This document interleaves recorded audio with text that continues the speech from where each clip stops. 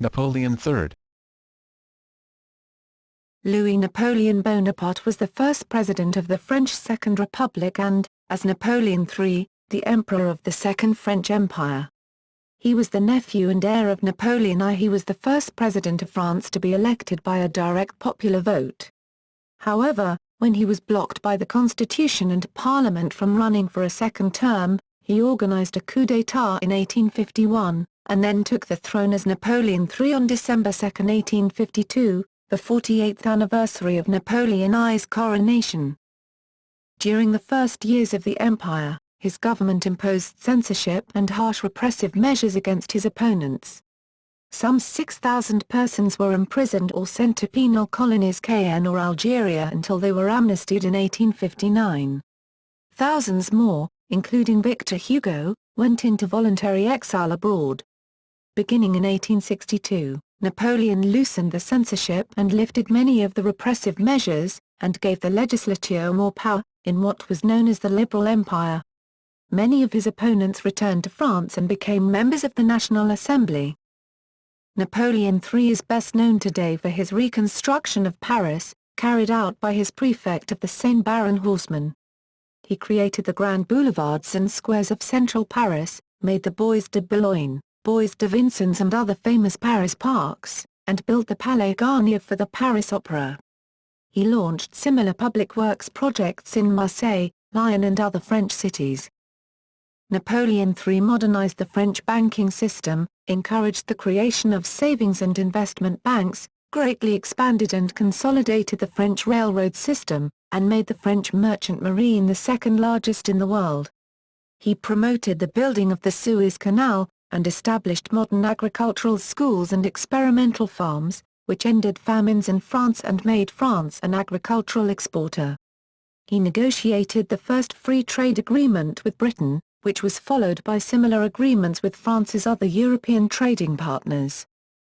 Napoleon III also accomplished important social reforms, including giving French workers the right to strike and the right to organize. Under Napoleon III, women were allowed to take the baccalaureate examination, the first women were admitted to the Sorbonne, and public schools for girls were opened in all the communes of France with more than 500 inhabitants. He also made history and geography required subjects in public schools, and introduced the first public school courses in modern languages, art, music, and gymnastics. In foreign policy, Napoleon III aimed to reassert French influence in Europe and around the world. He was a supporter of popular sovereignty, and of nationalism.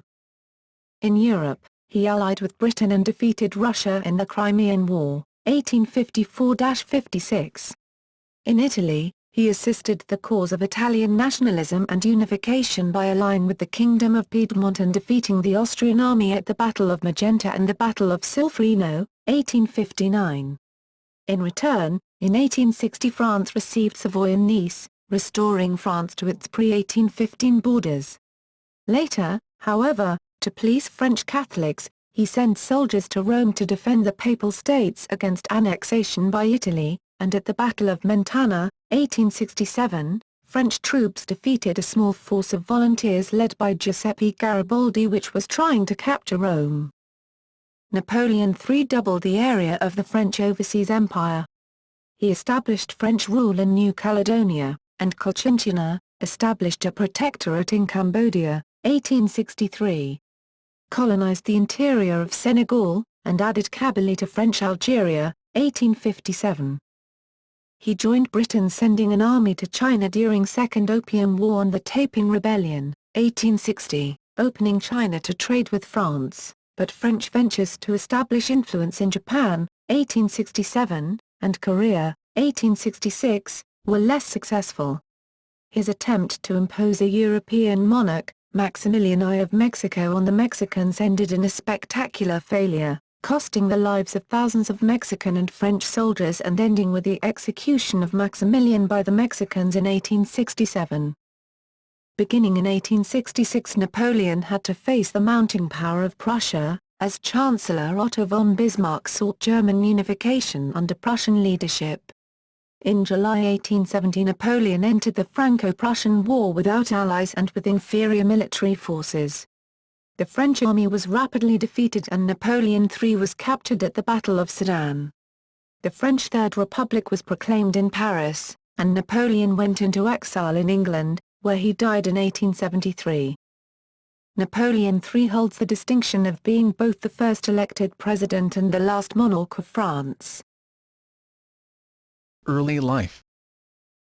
Charles Louis-Napoleon Bonaparte, later known as Louis Napoleon and then Napoleon III, was born in Paris on the night of April 20 to 21, 1808. His father was Louis Bonaparte, the younger brother of Napoleon Bonaparte, who made Louis the King of Holland from 1805 until 1810. His mother was Hortense de Beauharnais, the daughter by the first marriage of Napoleon's wife Josephine de Beauharnais. As empress, Josephine proposed the marriage as a way to produce an heir for the emperor, who agreed, as Josephine was by then infertile. Louis married Hortense when he was 24 and she was 19. They had a difficult relationship, and only lived together for brief periods. Their first son died in 1807, and, though separated, they decided to have a third. They resumed their marriage for a brief time in Toulouse in July 1807, and Louis was born, premature, 2 weeks short of 9 months later. Louis Bonaparte's enemies, including Victor Hugo, spread the gossip that he was the child of a different man, but most historians agree today that he was the legitimate son of Louis Bonaparte. See Ancestry. Charles Louis was baptized at the Palace of Fontainebleau on November 5, 1810, with the Emperor Napoleon serving as his godfather, and the Empress Marie-Louise as his godmother. His father, once again separated from Hortense, stayed away. At the age of 7, Louis Napoleon visited his uncle at the Tuileries Palace in Paris. His uncle held him up to the window to see the soldiers parading in the courtyard of the carousel below. He last saw his uncle with the family at the Château de Malmaison, shortly before Napoleon departed for Waterloo. After the defeat of Napoleon at Waterloo, and the restoration of the Bourbon monarchy in France, all members of the Bonaparte dynasty were forced into exile. Hortense and Louis Napoleon wandered from Aix to Bern to Baden, and finally to Switzerland, in a lakeside house at Arenenberg, in the canton of Thurgau, and to Germany, where he received some of his education at the gymnasium school at Augsburg, Bavaria. As a result, for the rest of his life his French had a slight, but noticeable, German accent. His tutor at home was Philippe Le Baz, an ardent Republican and the son of a revolutionary and close friend of Robespierre. Le Baz taught him French history and radical politics. The Romantic Revolutionary 1823–1835. When Louis Napoleon was 15, Hortense moved to Rome, where the Bonapartes had a villa. He passed his time learning Italian, exploring the ancient ruins, and learning the arts of seduction and romantic affairs, which he used often in his later life. He became friends with the French ambassador, François-René Chateaubriand, the father of Romanticism in French literature, with whom he remained in contact for many years. He was reunited with his older brother Napoleon Louis, and together they became involved with the Carbonari, secret revolutionary societies fighting Austria's domination of northern Italy. In the spring of 1831, when he was 23, the Austrian and Papal governments launched an offensive against the Carbonari, and the two brothers, wanted by the police, were forced to flee. During their flight Napoleon Louis contracted measles and, on March 17, 1831, died in his brother's arms. Hortense joined her son and together they evaded the police and Austrian army and finally reached the French border. Hortense and Louis Napoleon traveled incognito to Paris, where the old regime had just fallen and had been replaced by the more liberal regime of King Louis-Philippe I. They arrived in Paris on April 23, 1831, and took up residence under the name Hamilton in the Hôtel du Holland on Place Vendôme. Hortense wrote an appeal to the king, asking to stay in France, and Louis Napoleon offered to volunteer as an ordinary soldier in the French army. The new king agreed to meet secretly with Hortense. Louis Napoleon had a fever and did not join them.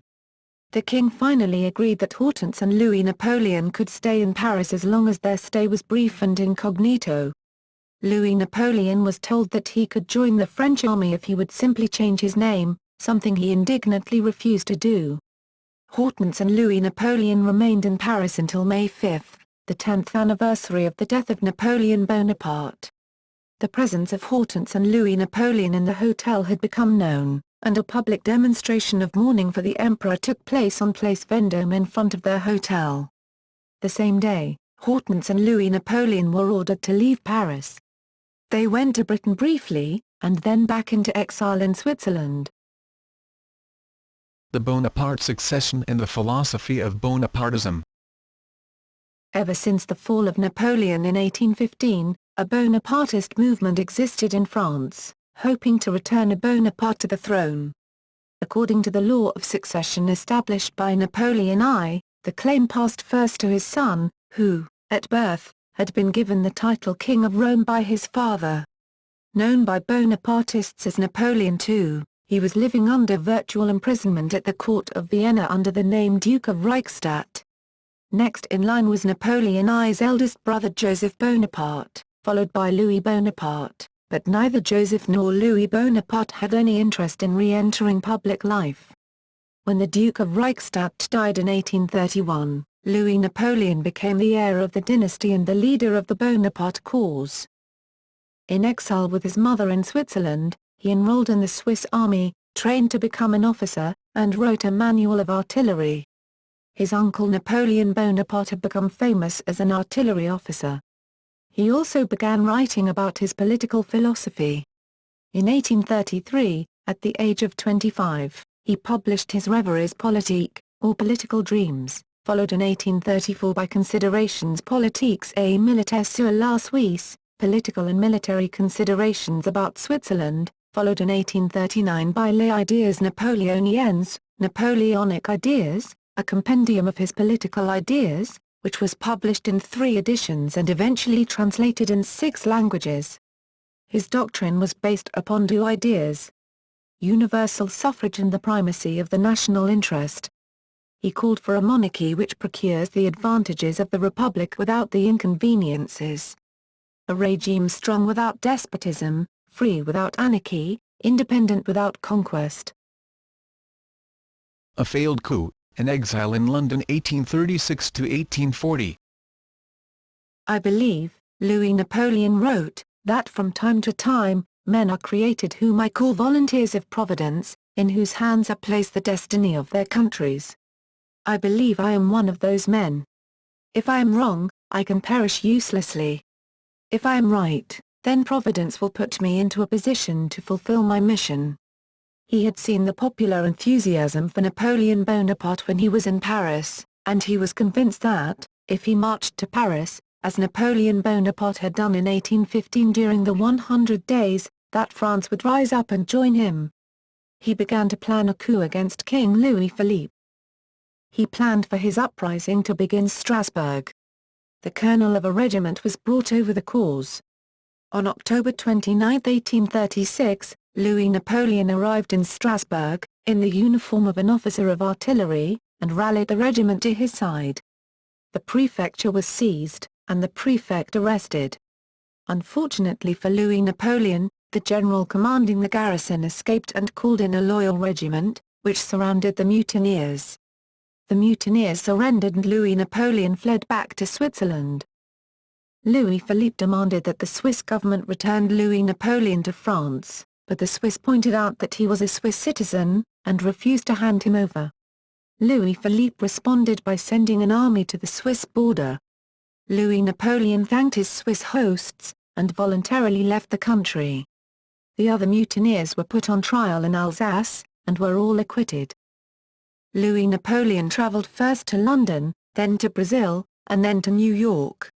He moved into a hotel, where he met the elite of New York society, and the writer Washington Irving. While he was traveling to see more of the United States, he received word that his mother was very ill. He hurried as quickly as he could back to Switzerland. He reached Oranienburg in time to be with his mother on October 5, 1837, when she died. She was finally buried in Rueil, in France, next to her mother, on January 11, 1838, but Louis Napoleon could not attend, because he was not allowed in France. Louis-Napoleon returned to London for a new period of exile on October 25, 1838. He had inherited a large fortune from his mother, and took a house in a fashionable neighbourhood at 1 Carlton Gardens. He established a household with 17 servants and several of his old friends and fellow conspirators. He was not received at the court of Queen Victoria, because the government did not want to offend the French government, but he was received by London society. He was made an honorary member of the Army Club and Navy Club, and he met the political and scientific leaders of the day, including Benjamin Disraeli and Michael Faraday. He also did considerable research into the economy of Britain. He had a reserved reading space in the British Museum, and travelled to Manchester and Liverpool to see the factories and railroads. He also strolled in Hyde Park, which he later used as a model when he created the Bois de Boulogne in Paris. A second coup, prison, escape and exile 1840 to 1848. Living in the comfort of London, he had not given up the dream of returning to France to complete his destiny. In the summer of 1840 he bought weapons and uniforms and had proclamations printed, gathered a contingent of about 60 armed men, hired a ship called the Edinburgh Castle, and on August 6, 1840, sailed across the Channel to the port of Boulogne. The attempted coup turned into an even greater fiasco than Strasbourg mutiny. The mutineers were stopped by the customs agents, the soldiers of the garrison refused to join, the mutineers were surrounded on the beach, one was killed and the others arrested. Both the British and French press heaped ridicule on Louis-Napoleon and his plot. The newspaper Le Journal des Débats wrote, "This surpasses comedy. One doesn't kill crazy people, one just locks them up." He was put on trial, where, despite an eloquent defense of his cause, he was sentenced to life in prison in the fortress of Ham in the Somme department of northern France. The register of the fortress Ham for October 7, 1840 contained a concise description of the new prisoner: age, 32 years. Height, 1 meter 66. Hair and eyebrows, chestnut. Eyes, grey and small. Nose, large. Mouth, ordinary. Beard, brown. Moustache, blonde. Chin, pointed. Face, oval. Complexion, pale. Head, sunken in his shoulders, and large shoulders. Back, bent. Lips, thick. Louis-Napoleon was kept in an apartment in the fortress which was relatively comfortable. It was decorated with a portrait of his mother, busts of Napoleon I and Josephine, and led toy soldiers of the Imperial Guard. It also contained a large collection of books. He had numerous celebrated visitors, including Alexander Dumas, Chateaubriand, Sir Robert Peel, and the pioneer socialist author Louis Blanc. He even had a mistress, a young woman from the nearby town named Eleanor Vergot, who gave birth to 2 of his children. While in prison, he wrote poems, political essays, an article on Prince William of Orange, a revision of his earlier manual on artillery, a brochure on electricity, a study of the sugar beet industry in France, and a proposal for the construction of a canal through Nicaragua, linking the Pacific and Atlantic, and much more. He contributed articles to regional newspapers and magazines in towns all over France, becoming quite well known as a writer. In his rare spare time, he experimented with chemistry, made electrical machines and crafted wood furniture. His often later referred to things he had learned at the University of Ham. His most famous literary work was a book entitled L'Extinction du Pauperisme, 1844, a study of the causes of poverty in the French industrial working class, with proposals to eliminate it. His conclusion: the working class has nothing, it is necessary to give them ownership. They have no other wealth than their own labor, it is necessary to give them work that will benefit all. They are without organization and without connections, without rights and without a future. It is necessary to give them rights and a future and to raise them in their own eyes by association, education, and discipline. He proposed various practical ideas for creating a banking and savings system that would provide credit to the working class, and to establish agricultural colonies similar to the kibbutzes later founded in Israel. This book was widely reprinted and circulated in France, and played an important part in his future electoral success. He was busy in prison, but also unhappy and impatient. He was aware that the popularity of Napoleon Bonaparte was steadily increasing in France.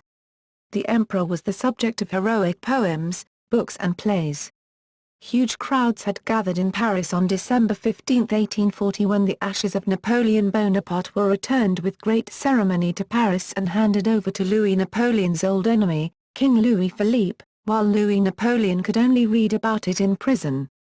On May 25, 1846, with this assistance of his doctor and other friends on the outside, he disguised himself as a laborer carrying lumber, and walked out of the prison.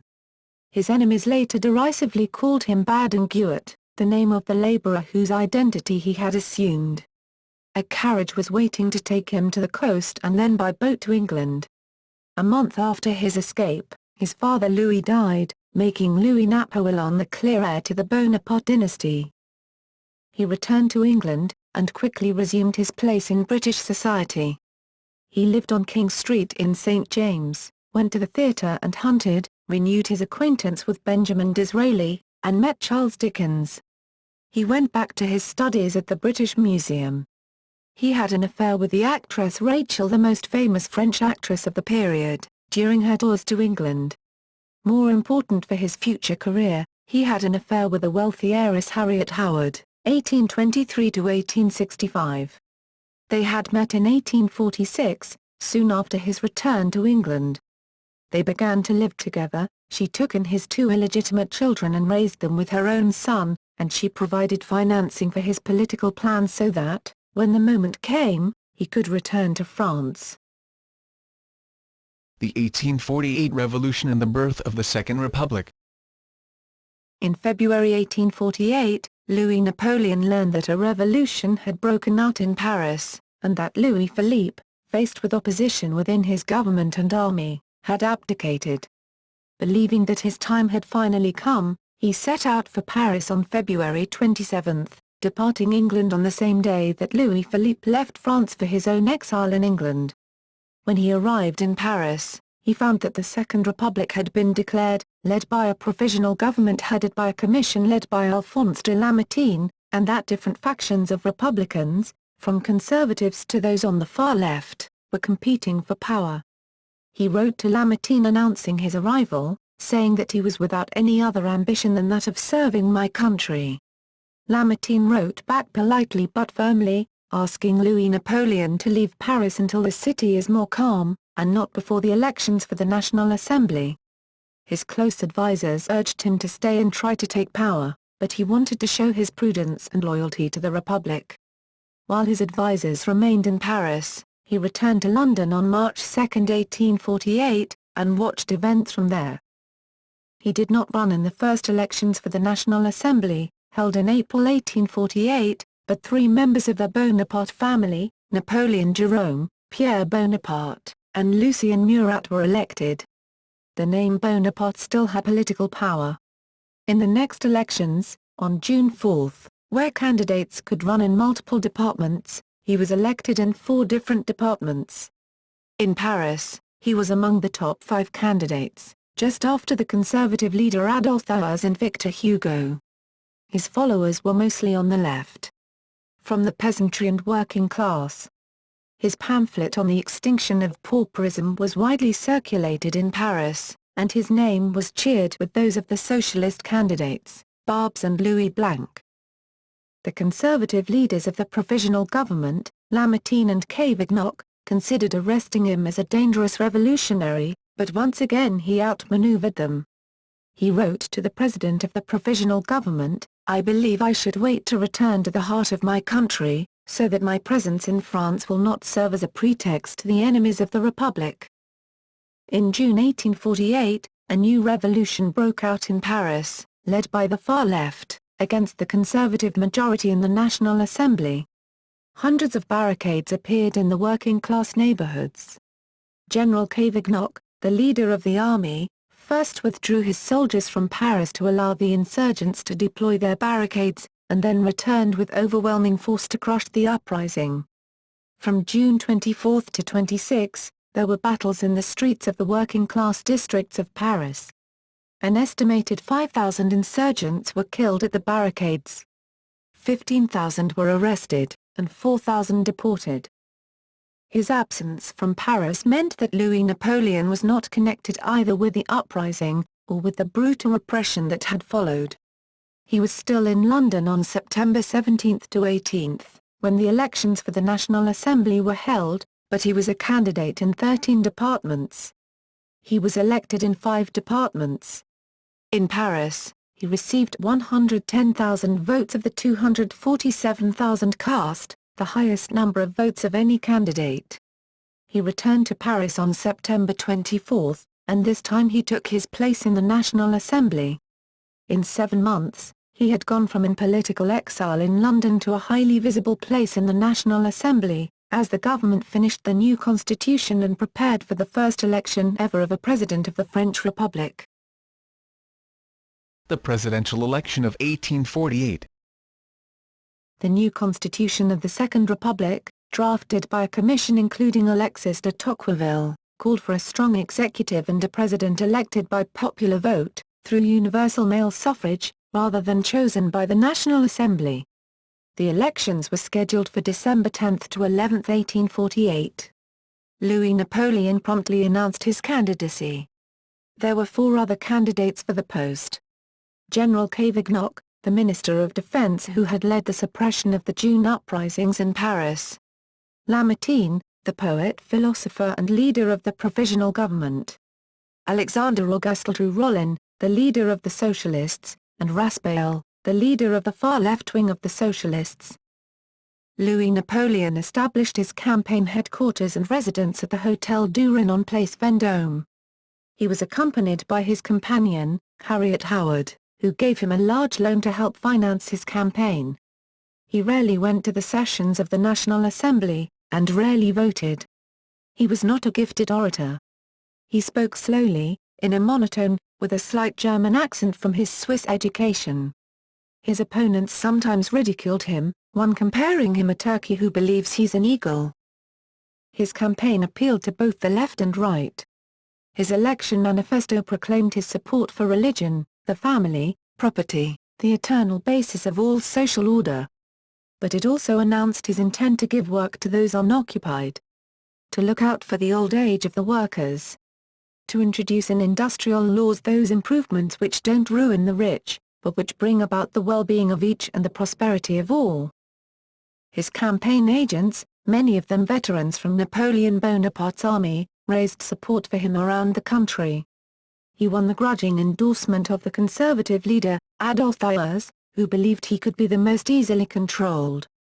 Thiers called him of all the candidates, the least bad. He won the backing of L'Evénement, the newspaper of Victor Hugo, which declared, "We have confidence in him. He carries a great name." His chief opponent, General Cavaignac, expected that Louis-Napoleon would come in first, but that he would receive less than 50% of the vote, which would mean the election would go to the National Assembly, where Cavaignac was certain to win. The elections were held on December 10 to 11, and results announced on December 20. Louis-Napoleon was widely expected to win, but the size of his victory surprised almost everyone. He won 5,572,834 votes, or 74.2% of votes cast, compared with 1,469,156 for Cavaignac. The socialist Rollin received 376,834. The extreme left candidate Raspail received 37,106, and the poet Lamartine received only 17,000 votes. Louis-Napoleon won the support of all parts of the population. The peasants unhappy with rising prices. Unemployed workers. Small businessmen who wanted prosperity and order. And intellectuals such as Victor Hugo. He won the votes of 55.6% of all registered voters, and won in all but 4 of France's departments. The Prince President 1848 to 1851. Louis-Napoleon moved his residence to the Élysée Palace at the end of December 1848, and immediately hung a portrait of his mother in the boudoir and a portrait of Napoleon Bonaparte, in his coronation robes, in the Grand Salon. Adolphe Thiers recommended that he wear clothing of democratic simplicity, but, following the model of his uncle, he chose instead the uniform of the General-in-Chief of the Republican Guard, and chose the title of Prince President. He also made his first venture into foreign policy, in Italy, where as a youth he had joined in the patriotic uprising against the Austrians. The previous government had sent an expeditionary force to Rome to help restore the temporal authority of Pope Pius IX, who was being threatened by the troops of the Italian Republicans Mazzini and Garibaldi. The French troops came under fire from Garibaldi's soldiers. The Prince President, without consulting his ministers, ordered his soldiers to fight if needed in support of the Pope. This was very popular with French Catholics, but infuriated the Republicans, who supported Garibaldi. To please the radical Republicans, he asked the Pope to introduce liberal reforms and the Code Napoleon his the Papal States. To please the Catholics, he approved the Louis Foulou in 1851, which restored a greater role for the Catholic Church in the French educational system.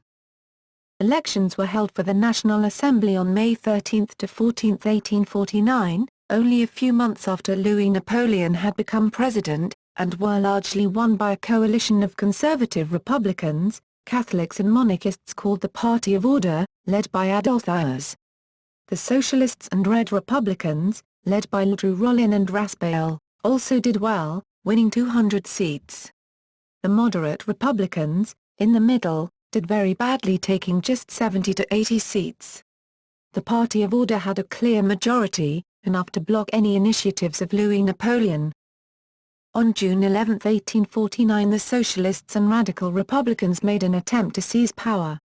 Ledru Rollin, from his headquarters in the Conservatory of Arts and Professions, declared that Louis Napoleon was no longer president and called for a general uprising. A few barricades appeared in the working-class neighborhoods of Paris. Louis Napoleon acted swiftly, and the uprising was short-lived. Paris was declared in a state of siege, the headquarters of the uprising was surrounded and the leaders arrested. Ledru Rollin fled to England, Raspail was arrested and sent to prison, the Republican clubs were closed, and their newspapers closed down. The National Assembly, now without the Red Republicans and determined to keep them out forever, proposed a new election law that placed restrictions on universal male suffrage, imposing a 3-year residency requirement. This new law excluded 3.5 out of 9 million French voters, the voters that the leader of the Party of Order, Adolphe Thiers, scornfully called the vile multitude. This new election law was passed in May 1850 by a majority of 433 to 241, putting the National Assembly on a direct collision course with the Prince President. Louis Napoleon took the opportunity to break with the Assembly and the conservative ministers opposing his projects in favor of the dispossessed. He secured the support of the army, toured the country making populist speeches condemning the Assembly, and presented himself as the protector of universal male suffrage. He demanded that the law be changed, but his proposal was defeated in the Assembly by a vote of 355 to 348. According to the Constitution of 1848, he had to step down at the end of his term, so he sought a constitutional amendment to allow him to succeed himself, arguing that 4 years were not enough to fully implement his political and economic program. He toured the country and gained support from many of regional governments, and the support of many within the Assembly. The vote in July 1851 was 446 to 278 in favor of changing the law and allowing him to run again, but this was just short of the two-thirds majority needed to amend the Constitution. The coup d'état December 1851. Louis Napoleon believed that he was supported by the people, and he decided to retain power by other means. His half-brother Morny and a few close advisers began to quietly organize a coup d'état. They brought Major General Jacques Leroy de Saint-Anoud, a former captain from the Foreign Legion and a commander of French forces in Algeria, and other officers from the French army in North Africa, to provide military backing for the coup. The date set for the coup was December 2, the anniversary of the Battle of Austerlitz, and the anniversary of the coronation of Louis Napoleon's uncle Napoleon I on the night of December 1 to 2, St. Arnaud soldiers quietly occupied the National Printing Office, the Palais Bourbon, newspaper offices, and the strategic points in the city. In the morning, Parisians found posters around the city announcing the dissolution of the National Assembly, the restoration of universal suffrage, new elections, and a state of siege in Paris and the surrounding departments. 16 members of the National Assembly were arrested in their homes.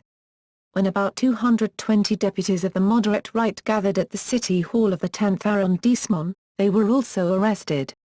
On December 3, Victor Hugo and a few other Republicans tried to organize an opposition to the coup. A few barricades appeared, and about 1,000 insurgents came out in the streets, but the army moved in force with 30,000 troops and the uprisings were swiftly crushed, with the killing of an estimated 300 to 400 opponents of the coup. There were also small uprisings in the more militant Red Republican towns in the south and center of France, but these were all put down by December 10. The coup was followed by a period of repression throughout the country of the opponents of Louis Napoleon, aimed mostly at the Red Republicans. About 4,000 persons were arrested in Paris, and 26,000 in all of France. The 239 who were judged most severely were sent to the penal colony in Caen. 9,530 followers were sent to Algeria, 1,500 were expelled from France, and another 3,000 were given forced residence away from their homes. Soon afterwards, a commission of revision freed 3,500 of those sentenced. In 1859 the remaining 1,800 prisoners and exiles were amnestied, with the exception of the Republican leader Louis Rollin, who was released from prison but required to leave the country.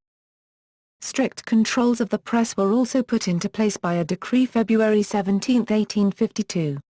No newspaper dealing with political or social questions could be published without the permission of the government, fines were increased, and the list of press offences was greatly expanded. After 3 warnings, a newspaper or journal could be suspended or even permanently closed.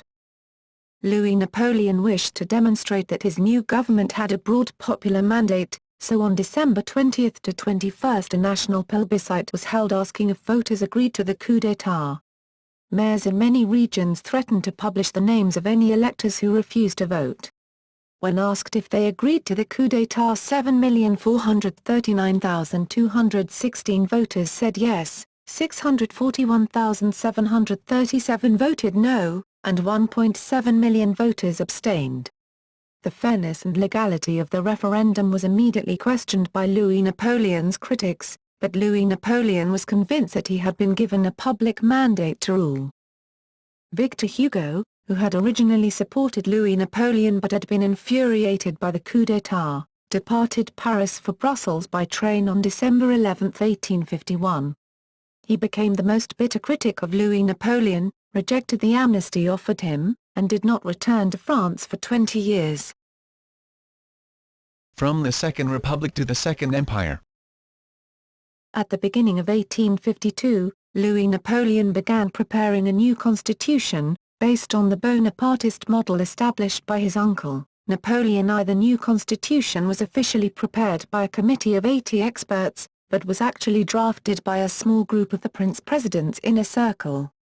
Article 2 confided the government of France for 10 years to Louis Napoleon, with no limit on the number of terms he could serve. He alone was given the authority to declare war, sign treaties, form alliances, to initiate laws. It re-established universal male suffrage, and also retained a National Assembly, but with greatly reduced authority. Louis Napoleon's government imposed new authoritarian measures to control dissent and reduce the power of the opposition.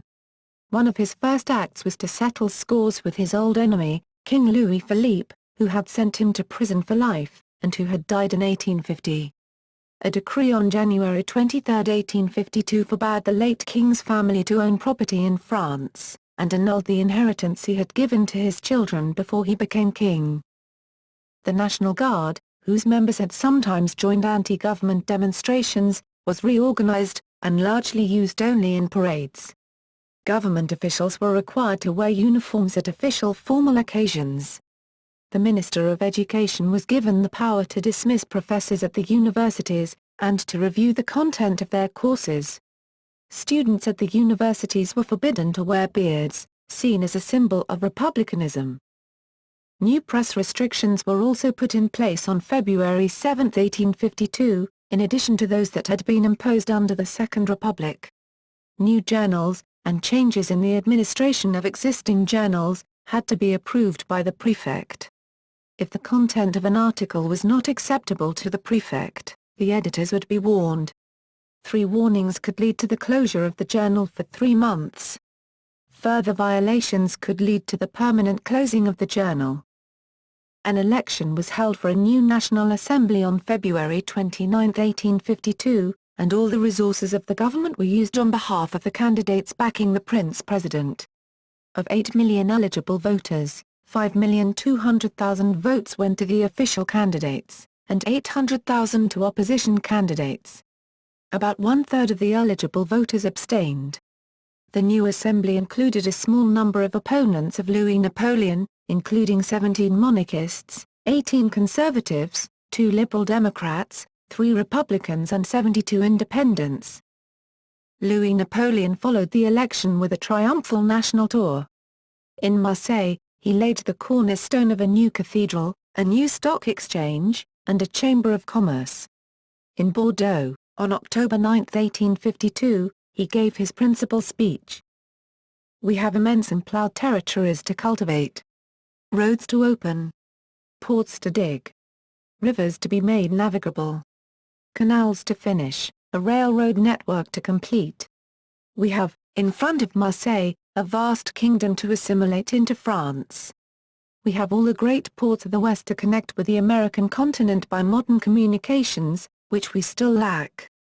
We have ruins to repair, false gods to tear down, truths which we need to make triumph. This is how I see the empire, if the empire is re-established.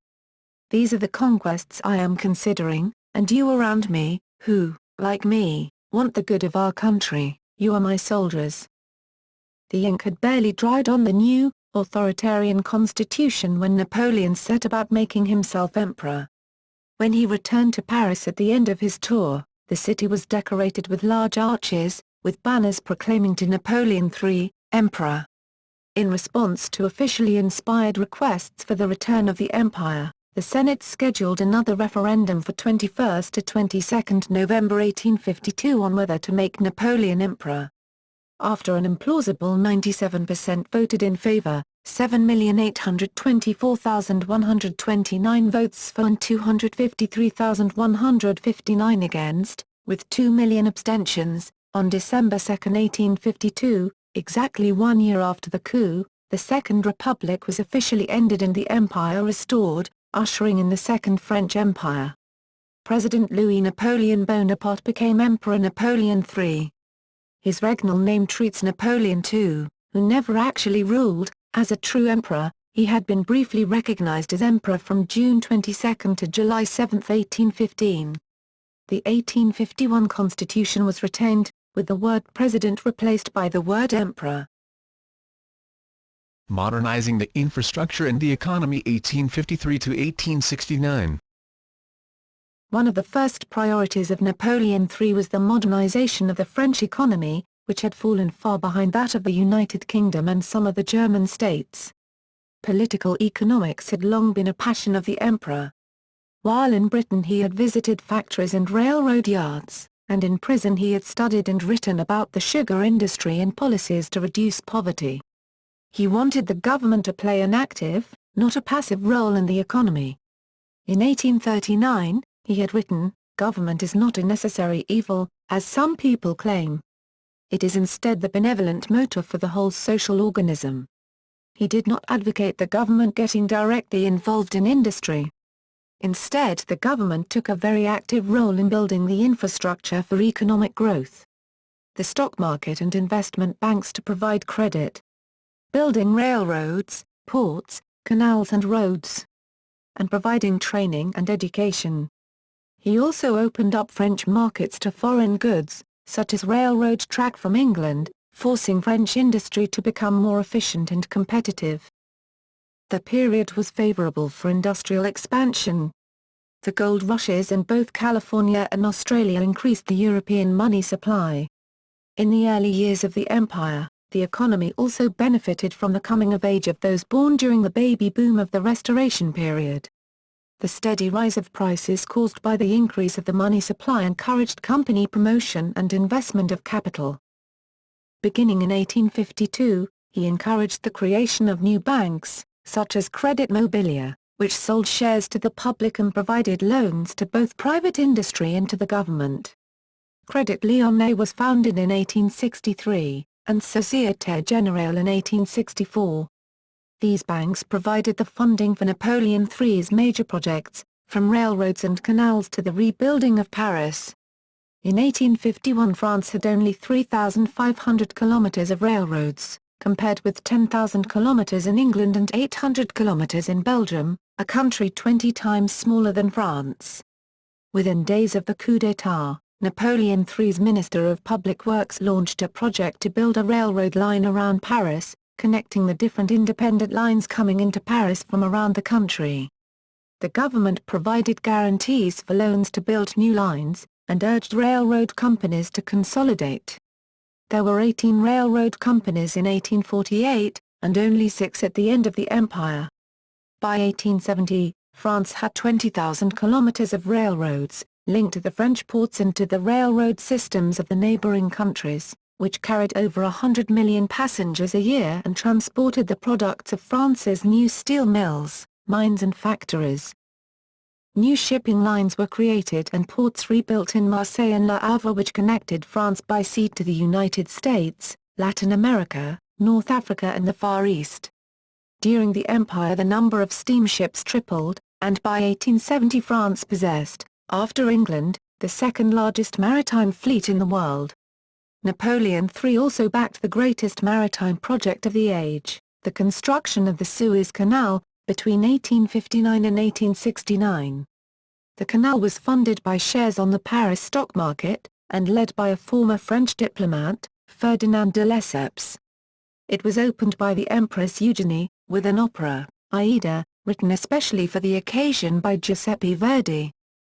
The rebuilding of central Paris also encouraged commercial expansion and innovation. The first department store, Bon Marché, opened in Paris in 1852 in a modest building, and expanded rapidly, its income going from 450,000 francs a year to 20 million. Its founder, Aristide Boucicault, commissioned a new glass and iron building, designed by Louis-Charles Boileau and Gustave Eiffel, which opened in 1869, and became the model for the modern department store. Other department stores quickly appeared. Printemps in 1865, and La Samaritaine in 1870. They were soon imitated around the world. Napoleon III's program also included reclaiming farmland and reforestation. One such project in the Gironde drained and reforested 10,000 square kilometers, 3,900 square miles, of moorland, creating the Landes Forest, the largest maritime pine forest in Europe. The Reconstruction of Paris 1854 to 1870. Napoleon III began his regime by launching a series of enormous public works projects in Paris, hiring tens of thousands of workers to improve the sanitation, water supply and traffic circulation of the city. To direct this task, he named a new prefect of the Seine, Georges Eugene Haussmann, and gave him extraordinary powers to rebuild the center of the city. He installed a large map of Paris in a central position in his office, and he and Haussmann planned the new Paris. The population of Paris had doubled since 1815, with no increase in its area. To accommodate the growing population and those who would be forced from the center by the new boulevards and squares Napoleon III planned to build, he issued a decree annexing 11 surrounding communes, and increasing the number of arrondissements from 12 to 20, which enlarged the city to its modern boundaries. For the nearly 2 decades of Napoleon III's reign, and for a decade afterwards, most of Paris was an enormous construction site. To bring fresh water to the city, his hydraulic engineer, Eugene Belgrand, built a new aqueduct to bring clean water from the Van River in Champagne, and a new huge reservoir near the future Parc Montsouris. These two works increased the water supply of Paris from 87,000 to 400,000 cubic meters of water a day. He laid hundreds of kilometers of pipes to distribute the water throughout the city, and built a second network, using the less clean water from the Coup and the Seine, to wash the streets and water the new park and gardens. He completely rebuilt the Paris sewers, and installed miles of pipes to distribute gas for thousands of new streetlights along the Paris streets. Beginning in 1854, in the center of the city, Haussmann's workers tore down hundreds of old buildings and cut 80 kilometers of new avenues, connecting the central points of the city. Buildings along these avenues were required to be the same height and in a similar style, and to be faced with cream-colored stone, creating the signature look of Paris boulevards. To connect the city with the rest of France, Napoleon III built two new railroad stations, the Gare de Lyon, 1855, and the Gare du Nord, 1865. He completed Les Halles, the great iron and glass produce markets in the center of the city, and built a new municipal hospital, the Hôtel Dieu, in the place of crumbling medieval buildings on the Ile de la Cité. The signature architectural landmark was the Paris Opera, the largest theatre in the world, designed by Charles Garnier, crowning the center of Napoleon III's new Paris. When the Empress Eugénie saw the model of the opera house, and asked the architect what the style was, Garnier said simply, "Napoleon III." Napoleon III also wanted to build new parks and gardens for the recreation and relaxation of the Parisians, particularly those in the new neighborhoods of the expanding city. Napoleon III's new parks were inspired by his memories of the parks in London, especially Hyde Park, where he had strolled and promenaded in a carriage while in exile. But he wanted to build on a much larger scale. Working with Haussmann and Jean-Charles Alphand, the engineer who headed the new service of promenades and plantations, he laid out a plan for 4 major parks at the cardinal points of the compass around the city. Thousands of workers and gardeners began to dig lakes, build cascades, plant lawns, flower beds and trees, construct chalets and grottos.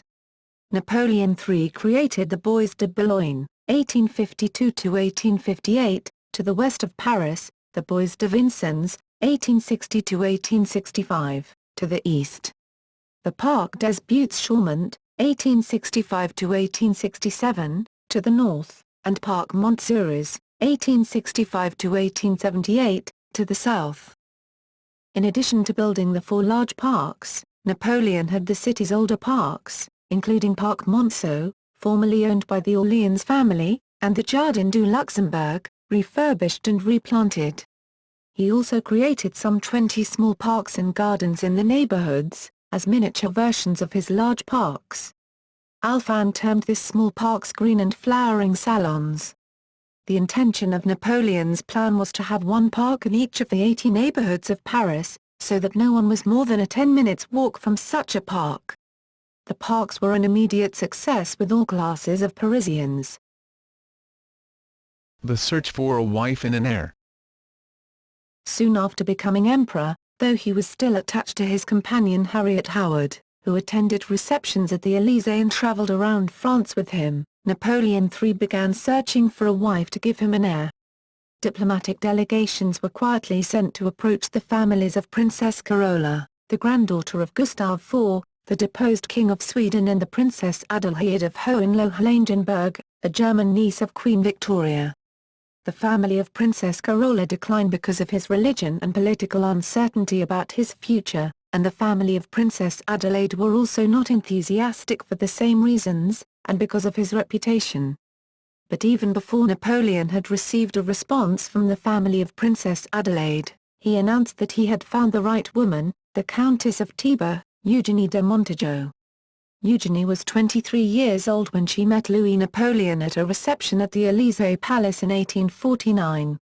She was distantly descended from a king of Spain and a king of Portugal, as well as from Saint Dominic, the founder of the Dominican order. Her mother was the daughter of a Scottish wine merchant. She had been raised and educated in Paris. Louis Napoleon was attracted by her beauty and, as was his custom, tried to seduce Eugénie, but she explained to him that the only way to her heart was through marriage. He continued to court her. When the wives of one of his ministers humiliated her at a reception in January 1853, she said she was going to leave Paris for good. The next day Napoleon III proposed marriage. The civil ceremony took place at the Tuileries Palace on January 22, 1853, and a much grander ceremony was held a few days later at Notre Dame Cathedral. In 1856, Eugénie gave birth to a son and heir apparent, Louis-Napoleon, the Prince Imperial. Once the heir was born, Napoleon III resumed his petites distractions with other women. Eugénie faithfully performed the duties of an empress, entertaining guests, and accompanying the emperor to balls and the opera and theatre. She traveled to Egypt to open the Suez Canal, and she was his official representative when he was outside France. She was a fervent Catholic and was conservative on many issues, but she was also a strong advocate of equality for women. She pressured the Ministry of Education to give the first baccalaureate diploma to a woman, and she tried, without success, to have the writer George Sand elected as the first woman in the Académie Française. Napoleon III and the Principle of Nationalities 1852–1860. In a speech at Bordeaux shortly after becoming emperor, Napoleon III proclaimed that the empire means peace, l'empire, quitte la paix, reassuring foreign governments that he would not attack other European powers in order to extend the French Empire. He was, however, determined to follow a strong foreign policy to extend France's influence, and warned that he would not stand by and allow another European power to threaten its neighbor. He was also, at the beginning of his reign, an advocate of a new principle of nationalities, Principe des Nationalités, supporting the creation of new states based on nationality, such as Italy, in place of the old multinational empires, such as Austria. In this he was influenced by his uncle's policy, as described in the Memorial de Sainte-Hélène.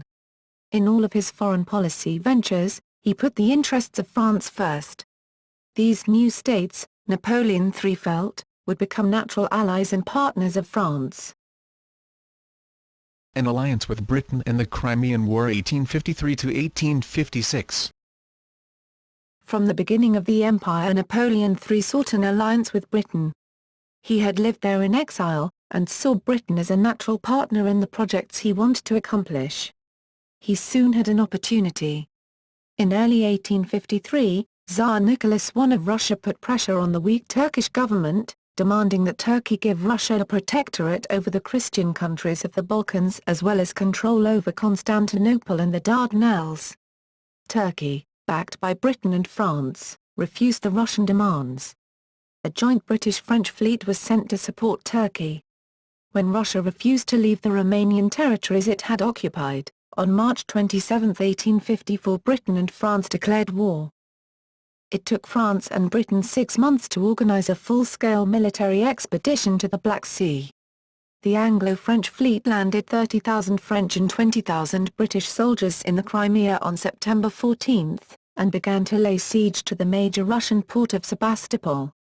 As the siege dragged on, the French and British armies were reinforced, and troops from Sardinia joined them, reaching a total of 140,000 soldiers, but they suffered terribly from epidemics of typhus, dysentery and cholera.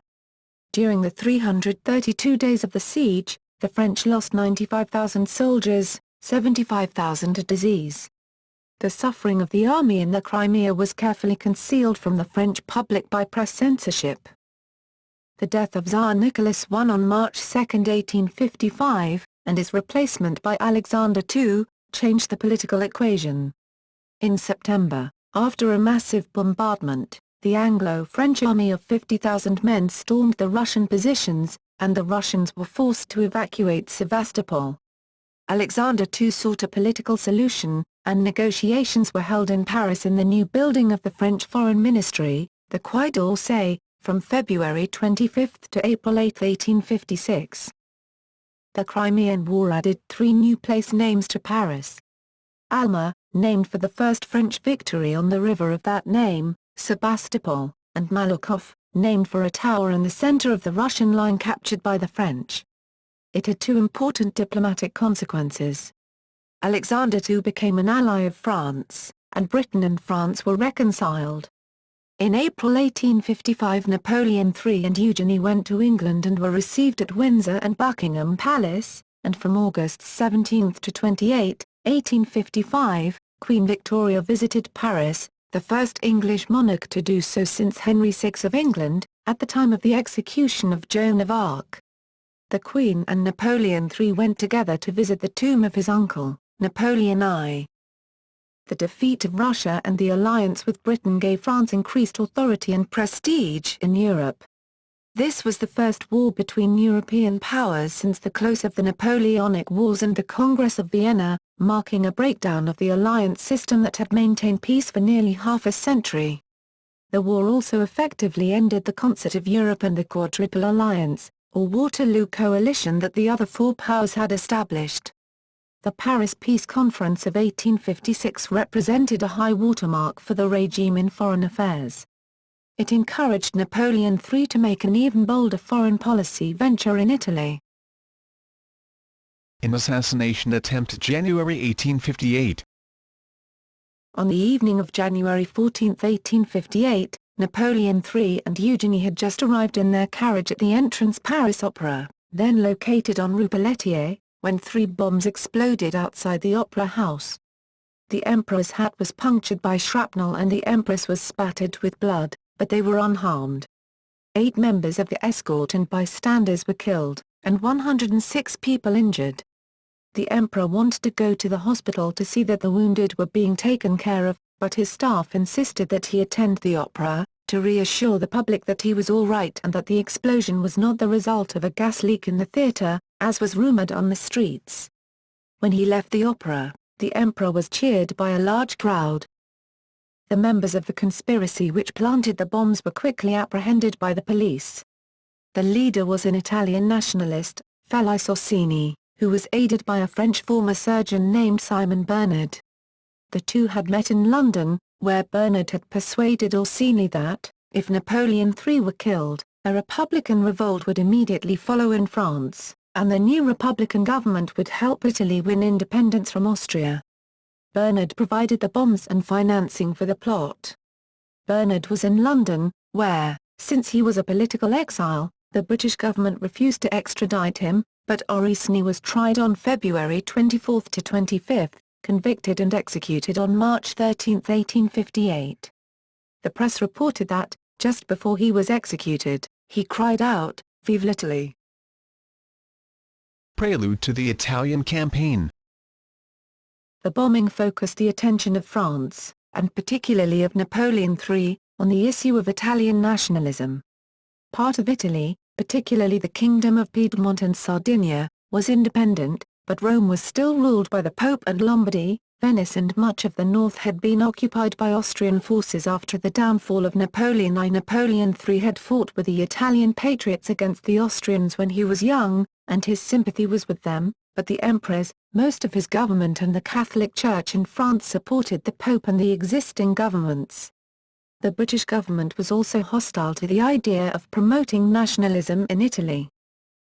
Despite the opposition in his government and in his own palace, Napoleon III did all that he could to support the cause of Piedmont. The King of Piedmont and Sardinia, Victor Emmanuel II, was invited to Paris in November 1855, and given the same royal treatment as Queen Victoria. Count Cavour, the Prime Minister of Piedmont and Sardinia, came to Paris with the king and employed an unusual emissary in his efforts to win the support of Napoleon III. He brought his beautiful young cousin, Virginia Ladouani, Countess of Castiglione, 1837–1899, to Paris to meet the emperor. As Cavour had hoped, she caught his eye and became his mistress. Between 1855 and 1857, she used the opportunity to pass messages and to plead the Italian cause. Soon after the Orsini attack, in July 1858, Napoleon arranged a secret visit by Count Cavour to France. They met at Plumieres, a spa town in the Vosges department.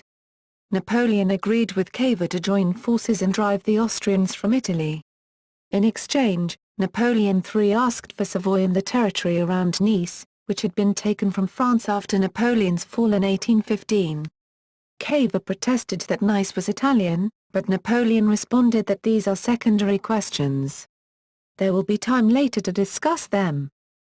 Assured of the support of Napoleon III, Count Cavour began to prepare the army of Piedmont and Sardinia for war against Austria. Napoleon III looked for diplomatic support. He approached Lord Derby and the British government. Britain was against the war, but agreed to remain neutral.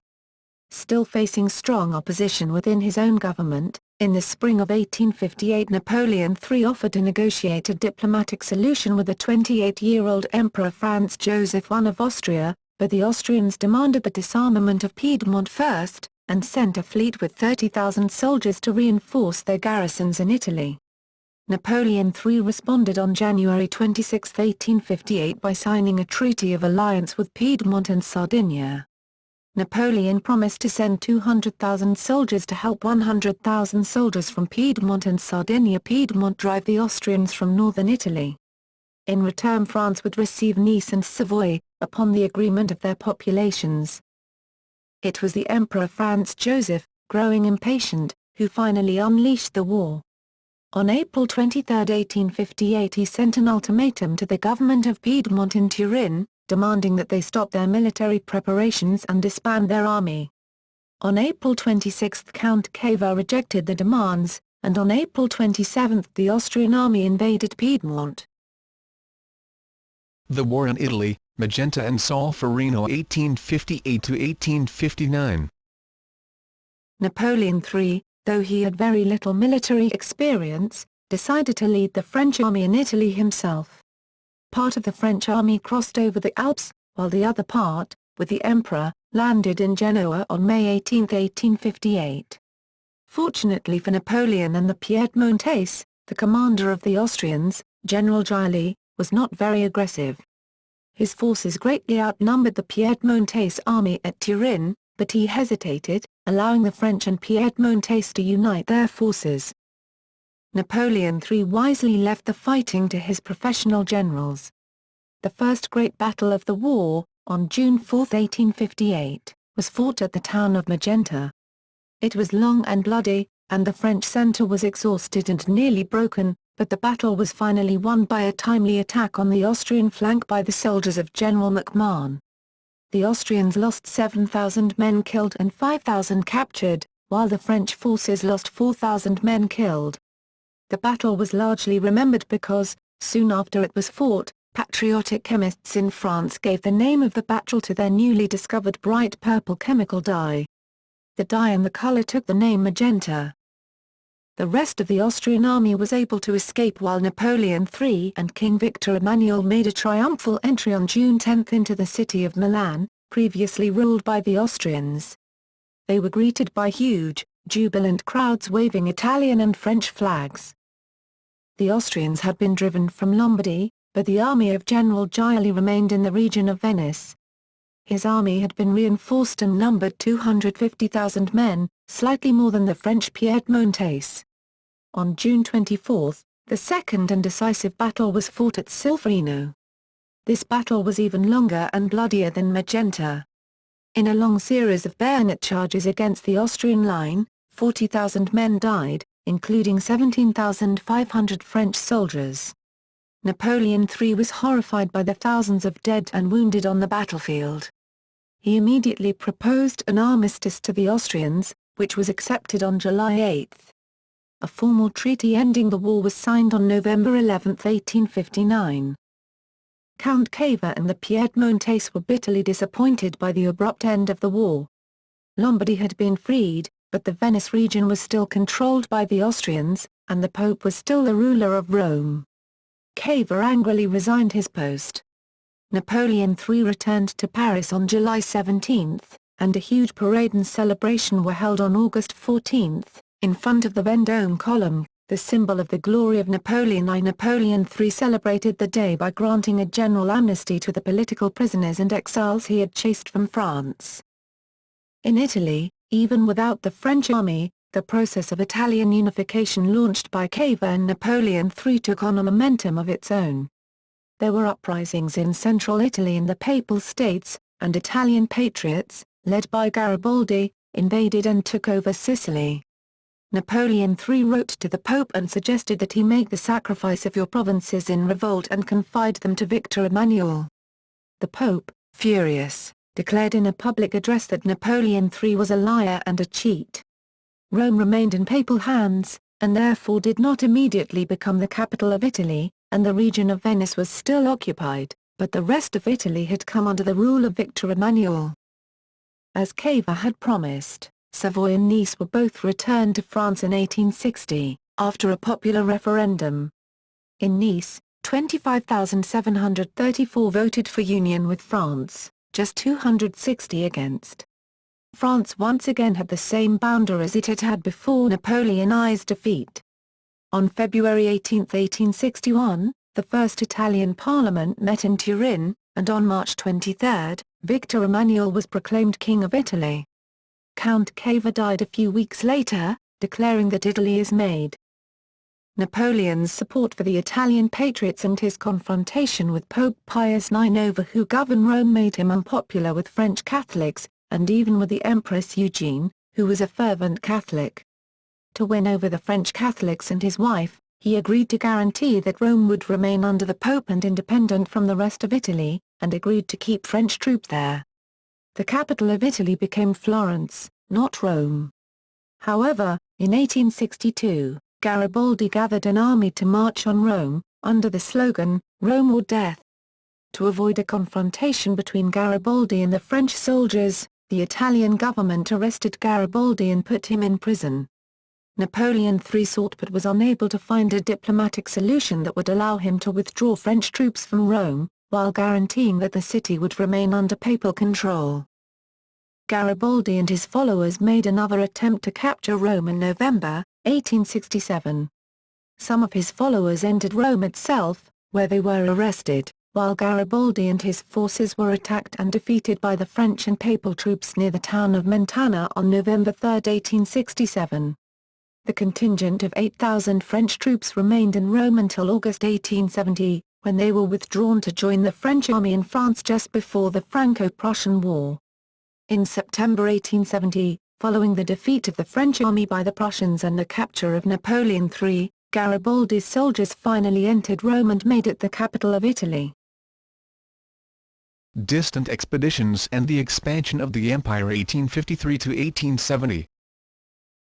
After the successful conclusion of the Italian campaign, and the joining of Savoy and Nice to the territory of France, the foreign policy of Napoleon III entered a calmer period, where expeditions to distant corners of the world and the expansion of the empire replaced major changes in the map of Europe. The Emperor's health declined. He gained weight, he began to dye his hair to cover the grey, he walked lowly because of gout, and in 1864, at the military camp of Chalons-en-Champagne, he suffered the first medical crisis from his gallstones, the ailment that would kill him 9 years later. He was less engaged in governing and less attentive to detail, but still sought opportunities to increase French commerce and prestige around the world. To carry out his new overseas projects, Napoleon III created a new Ministry of the Navy in the colonies, and appointed an energetic minister, Prosper de Courcelles-Loubat, to head it. A key part of the enterprise was the modernization of the French Navy. He began the construction of 15 powerful new battle cruisers powered by steam and driven by propellers, and a fleet of steam-powered troop transports. The French Navy became the second most powerful in the world, after that of Great Britain. He also created a new force of colonial troops, including elite units of naval infantry, Zouaves, the Chasseurs d'Afrique, and Algerian sharpshooters, and he expanded the Foreign Legion, which had been founded in 1831 and won fame in the Crimea, Italy and Mexico. By the end of Napoleon III's reign, the French overseas territories had tripled in area. In 1870 they covered 1 million square kilometers, with more than 5 million inhabitants. New Caledonia becomes a French possession 1853-54. On September 24, 1853, Admiral Febvre Despointes took formal possession of New Caledonia, and Port-de-France, Noumea, was founded June 25, 1854. A few dozen free settlers settled on the west coast in the following years. New Caledonia became a penal colony, and from the 1860s until the end of the transportations in 1897, about 22,000 criminals and political prisoners were sent to New Caledonia.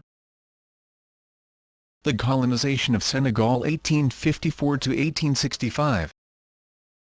At the beginning of Napoleon III's reign, the presence of France in Senegal was limited to a trading post on the island of Garry, a narrow strip on the coast, the town of St. Louis, and a handful of trading posts in the interior.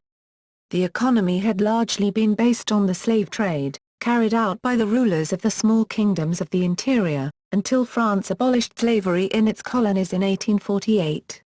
In 1854, Napoleon III named an enterprising French officer, Louis Napoleon, to govern and expand the colony, and to give it the beginning of a modern economy. Napoleon built a series of forts along the Senegal River, formed alliances with leaders in the interior, and sent expeditions against those who resisted French rule.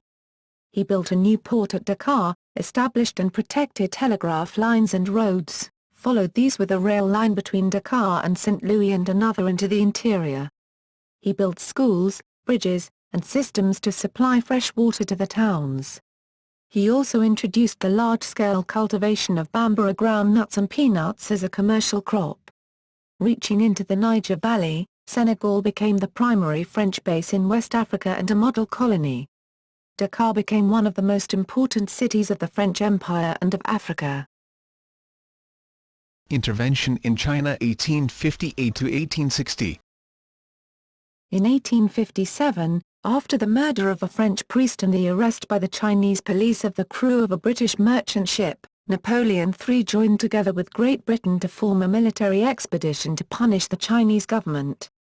The object of his policy was not to take territory, but to assure that the vast and lucrative Chinese market was open to French commerce, and not the exclusive trading partner of Britain. In January 1858 a combined British and French fleet bombarded and occupied Canton, and landed troops at the mouth of the Hai River in northern China. In June 1858 the Chinese government in Beijing was forced to sign the Treaty of Tientsin with Britain, France, Russia and the United States. This treaty opened 6 additional Chinese ports to European merchant ships, allowed Christian missionary activity, and legalized the import of opium into China.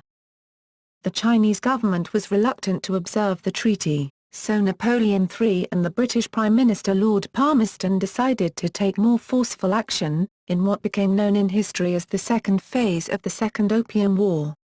A joint French-British expeditionary force of 8,000 men was created under a French general, Charles Cousin Montauban, who had commanded French forces in Algeria. At the beginning of 1860 the French-British fleet sailed from Europe, and in the spring of 1860 landed the army in China. The Anglo-French army force, led by Cousin Montauban, captured Tientsin, and then marched on the capital.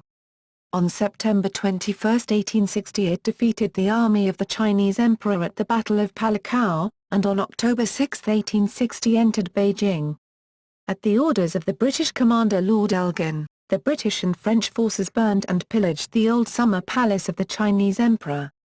On October 25, 1860, the Chinese Emperor was obliged to accept a second Treaty of Tientsin, opening an additional 11 new ports to European trade, making Westerners immune to prosecution by Chinese courts, and establishing Western diplomatic missions in Beijing. Some of the art objects taken from the looted summer palace were carried to France, where the Empress used them to decorate a Chinese-themed salon at the Palace of Fontainebleau, where they can be seen today. France in Korea and Japan 1866-68. In 1866, French diplomats in China learned that French priests had been arrested and executed in Korea, a country which had had no diplomatic or commercial contact with Europe or America. 12 Catholic priests at the time were living in Korea, with an estimated 23,000 Korean converts, belonging to churches founded by French missionaries in the 18th century. In January 1866, the 14-year-old King Gojong and his father, the regent, had ordered the arrest of all the French priests. All but 3 of the priests, including Bishop Simeon François Bernier, were executed, along with an estimated 10,000 converts. The news was brought to China by one of the priests, who escaped by boat with 11 converts. The commander of the French Far East Squadron, Rear Admiral Pierre-Gustave Rose, consulted with the French consul in China and decided to launch an expedition to punish the instigators of the massacre. A squadron of French ships, carrying 800 naval infantry, sailed to Korea and landed on Ganghwa Island, at the mouth of the Han River. They remained there from October 11 to November 12, occupying the fortress and town on the island, and seizing weapons, artworks and manuscripts. They tried to land on the mainland several times, but were repulsed by Korean soldiers. They were unable to take more decisive action, as the number of Korean soldiers against them steadily increased.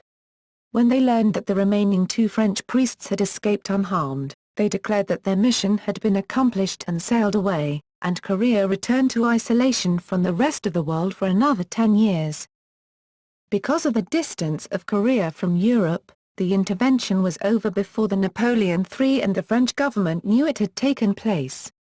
The manuscripts taken from the island, 297 volumes of the court records of the last Korean dynasty, were given to the French National Library, and became the beginning of the library's Korean collection. They were returned to the Korean government by President Sarkozy in 2012. While Korea resisted European influences, the Japanese Meiji Emperor, and his enemies, the Tokugawa shogunate, both sought French military training and technology in their battle for power, known as the Boshin War. In 1867, a military mission to Japan played a key role in modernizing the troops of the shogun Tokugawa Yoshinobu, and even participated on his side against imperial troops during the Boshin War. The European representative of the shogunate, Shibata Tokunaga, approached both Britain and France, asking assistance to build a modern shipyard and to train the shogunate army in modern Western warfare. The shipyard, which became the naval base of Yokosuka, was designed by the French engineer Léonce Vernet. The British, who supported the imperial faction, declined to provide trainers, but Napoleon III agreed, and in 1867 dispatched a delegation of 19 French military experts in the fields of infantry, cavalry and artillery to Japan. They trained an elite corps, called the Denshutai, to fight on the side of the shogun. On the other side, the government of the emperor purchased from the United States a French-built ironclad warship, originally built for the Confederate Navy and called the CSS Stonewall Jackson. The Stonewall Jackson was renamed the Kotetsu, literally ironclad, and played an important role in the first modern naval battle fought in Japan between the shogunate and the imperial navies. By 1868, the imperial forces had won a decisive victory. The French military experts on the side of the shogun were invited to return to France, but French influence in the Japanese navy remained strong. France in Indochina and the Pacific 1858 to 1870. Napoleon III also acted to increase the French presence in Indochina. An important factor in his decision was the belief that France risked becoming a second-rate power by not expanding its influence in East Asia. Deeper down was the sense that France owed the world a civilizing mission. French missionaries had been active in Vietnam since the 17th century, when the Jesuit priest Alexander de Rhodes opened a mission there. In 1858 the Vietnamese emperor of the Nguyen dynasty felt threatened by the French influence and tried to expel the missionaries. Napoleon III sent a naval force of 14 gunships, carrying 3,000 French and 3,000 Filipino troops provided by Spain, under Charles Rigaud de Genouilly, to compel the government to accept the missionaries and to stop the persecution of Christians. In September 1858 the expeditionary force captured and occupied the port of Da Nang, and then in February 1859 moved south and captured Saigon. The Vietnamese ruler was compelled to cede 3 provinces to France, and to offer protection to the Christians. The French troops departed for a time to take part in the expedition to China, but in 1862, when the agreements were not fully followed by the Vietnamese emperor, they returned. The emperor was forced to open treaty ports in Annam and Tonkin, and all of Cochinchina became a French territory in 1864. In 1863, the ruler of Cambodia, King Norodom, who had been placed in power by the government of Thailand, rebelled against his sponsors and sought the protection of France. The Thai emperor granted authority over Cambodia to France, in exchange for 2 provinces of Laos, which was ceded by Cambodia to Thailand. In 1867, Cambodia formally became a protectorate of France. Intervention in Lebanon 1860–1861. In the spring of 1860, a war broke out in Lebanon, then part of the Ottoman Empire, between the Muslim Druze population and the Maronite Christians. The Ottoman authorities in Lebanon could not stop the violence, and it spread into neighboring Syria, with the massacre of many Christians. In Damascus, the emir Abd al-Qadr protected the Christians there against the Muslim rioters. Napoleon III felt obliged to intervene on behalf of the Christians, despite the opposition of London, which feared it would lead to a wider French presence in the Middle East. After long and difficult negotiations to obtain the approval of the British government, Napoleon III sent a French contingent of 7,000 men for a period of 6 months. The troops arrived in Beirut in August 1860, and took positions in the mountains between the Christian and Muslim communities. Napoleon III organized an international conference in Paris, where the country was placed under the rule of a Christian governor named by the Ottoman Sultan, which restored a fragile peace. The French troops departed in June 1861, after just under 1 year. The French intervention alarmed the British, but was highly popular with the powerful Catholic political faction in France, which had been alarmed by Napoleon's dispute with the Pope over his territories in Italy. Algeria. Algeria had been formally under French rule since 1830, but only in 1852 was the country entirely conquered. There were about 100,000 European settlers in the country, at that time, about half of them French. Under the Second Republic the country was ruled by a civilian government, but Louis-Napoleon re-established a military government, much to the annoyance of the colonists. By 1857 the army had conquered Kabyle province, and pacified the country. By 1860 the European population had grown to 200,000, and the land of the Algerians was being rapidly bought and farmed by the new arrivals. In the first 8 years of his rule Napoleon III paid little attention to Algeria. In September 1860, however, he and the Empress Eugenie visited Algeria, and the trip made a deep impression upon them. Eugenie was invited to attend a traditional Arab wedding, and the emperor met many of the local leaders. The emperor gradually conceived the idea that Algeria should be governed differently from other colonies. In February 1863, he wrote a public letter to Prussia, the military governor, saying, "Algeria is not a colony in the traditional sense, but an Arab kingdom. The local people have, like the colonists, a legal right to my protection. I am just as much the emperor of the Arabs of Algeria as I am of the French." He intended to rule Algeria through a government of Arab aristocrats. Toward this end he invited the chiefs of main Algerian tribal groups to his chateau at Compiègne for hunting and festivities. Compared to previous administrations, Napoleon III was far more sympathetic to the native Algerians. He halted European migration inland, restricting them to the coastal zone. He also freed the Algerian rebel leader Abd al-Qadr, who had been promised freedom on surrender but was imprisoned by the previous administration, and gave him a stipend of 150,000 francs. He allowed Muslims to serve in the military and civil service on theoretically equal terms and allowed them to migrate to France. In addition, he gave the option of citizenship. However, for Muslims to take this option they had to accept all of the French civil code, including parts governing inheritance and marriage which might conflict with the Muslim tradition, and they had to reject the competence of religious Sharia courts. This was interpreted by some Muslims as requiring them to give up parts of their religion to obtain citizenship and was resented. More importantly, Napoleon III changed the system of land tenure. While ostensibly well-intentioned, in effect this move destroyed the traditional system of land management and deprived many Algerians of land. While Napoleon did renounce state claims to tribal lands, he also began a process of dismantling tribal land ownership in favor of individual land ownership. This process was corrupted by French officials sympathetic to the French in Algeria who took much of the land they surveyed into public domain. In addition, many tribal leaders, chosen for loyalty to the French rather than influence in their tribe, immediately sold communal land for cash. His attempted reforms were interrupted in 1864 by an Arab insurrection, which required more than a year and an army of 85,000 soldiers to suppress.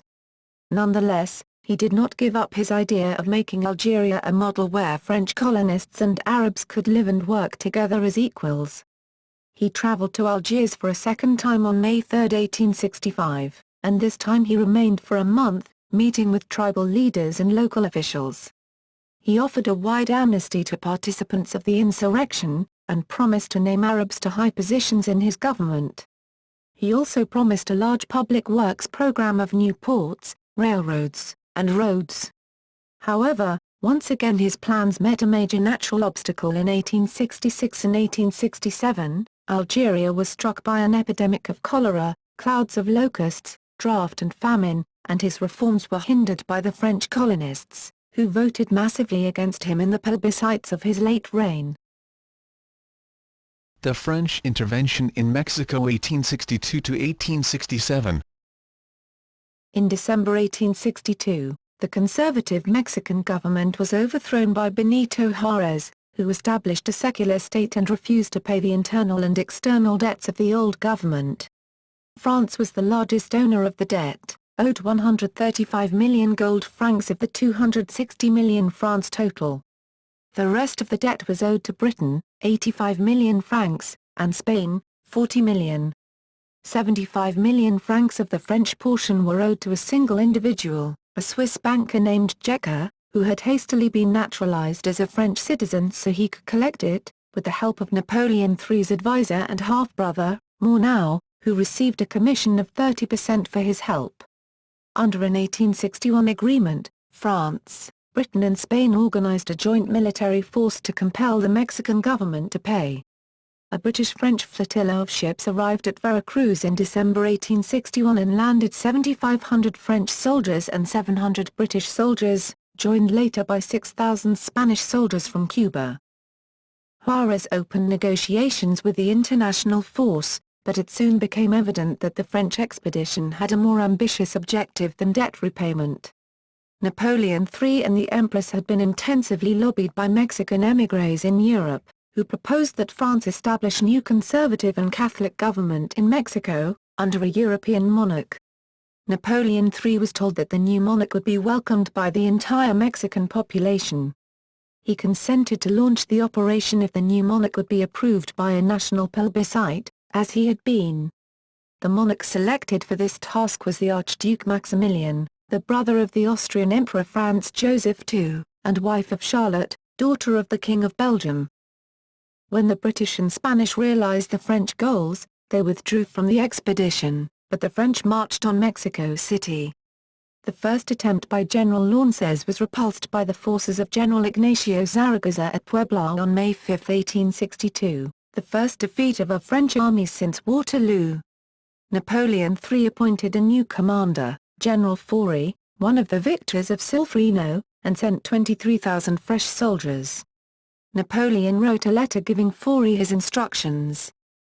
Napoleon III believed that the Mexican people would embrace the new government. He also knew that the government of the United States would be unable to prevent it, even though it was in contravention of the Monroe Doctrine because of the American Civil War.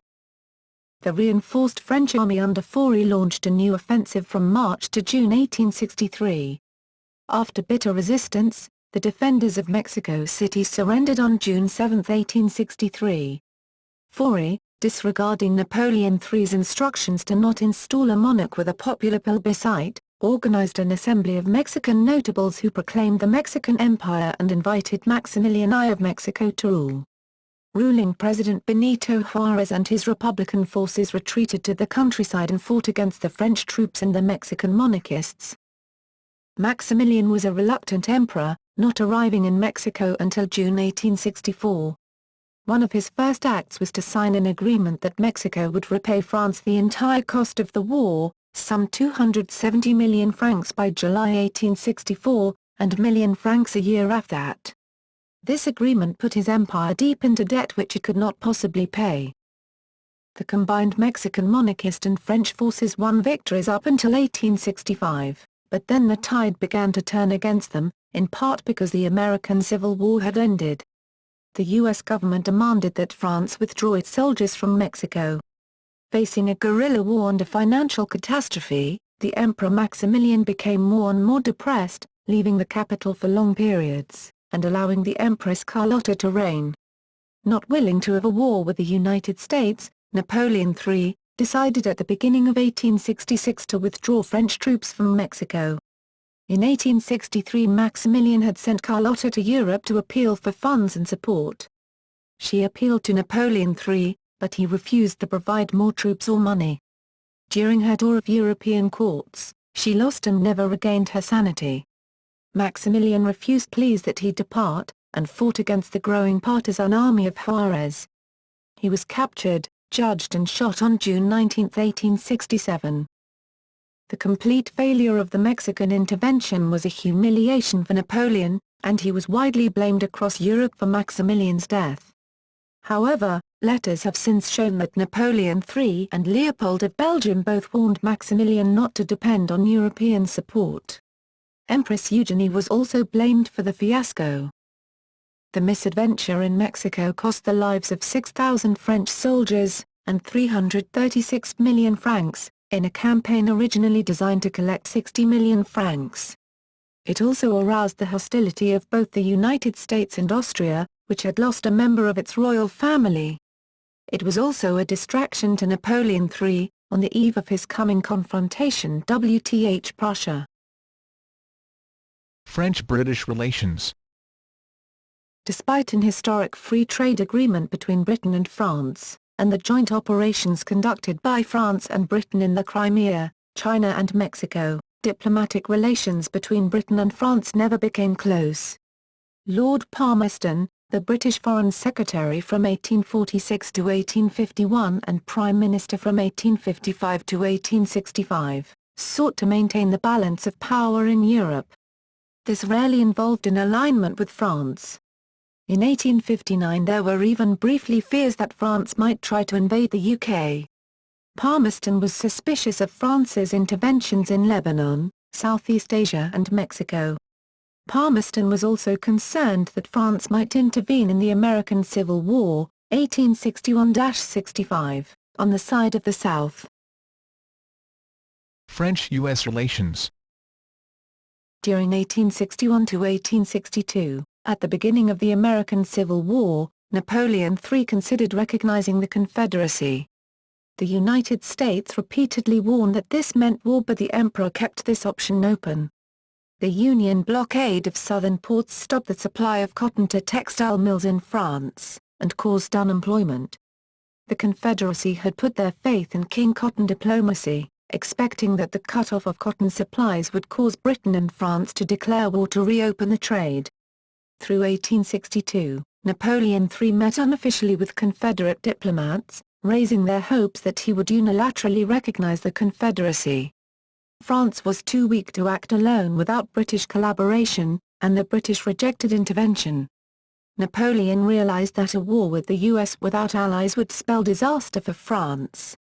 In 1863 the Confederacy realized there was no longer any chance of intervention, and expelled the French and British consuls, who were advising their citizens not to enlist in the Confederate Army.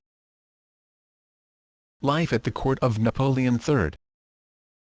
Following the model of the kings of France and of his uncle, Napoleon Bonaparte, Napoleon III moved his official residence to the Tuileries Palace, where he had a suite of rooms on the ground floor of the south wing between his Seine and the Pavillon de Horloge, facing the garden.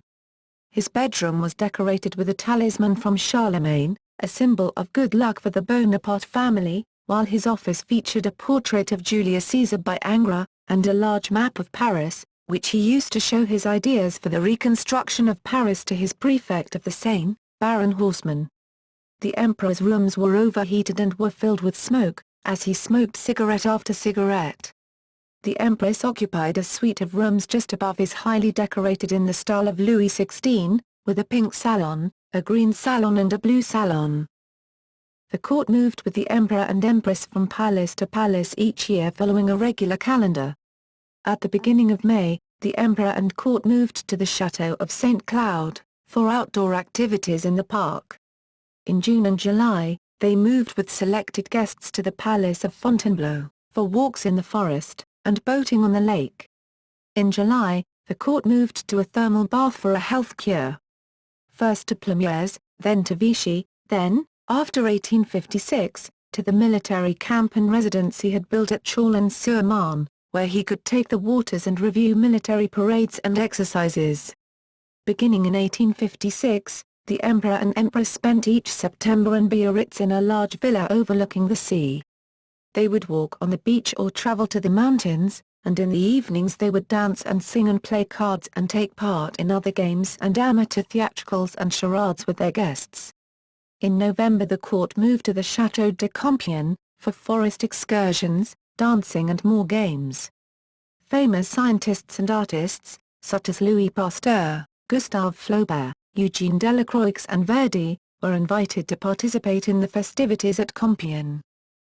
At the end of the year the emperor and court returned to the Tuileries Palace, and gave a series of formal receptions, and 3 or 4 grand balls, with 600 guests, early in the new year. During Carnival there were a series of very elaborate costume balls, on the themes of different countries and different historical periods, for which guests sometimes spent small fortunes on their costumes. During Lent the balls were replaced by concerts by both professionals and amateurs. After Easter, the empress hosted a series of smaller balls for her friends until May, when it was time to depart again for St. Cloud. In addition to these events, the emperor's calendar was occupied with the elaborate ceremonies and entertainments given for the visiting sovereigns of Europe.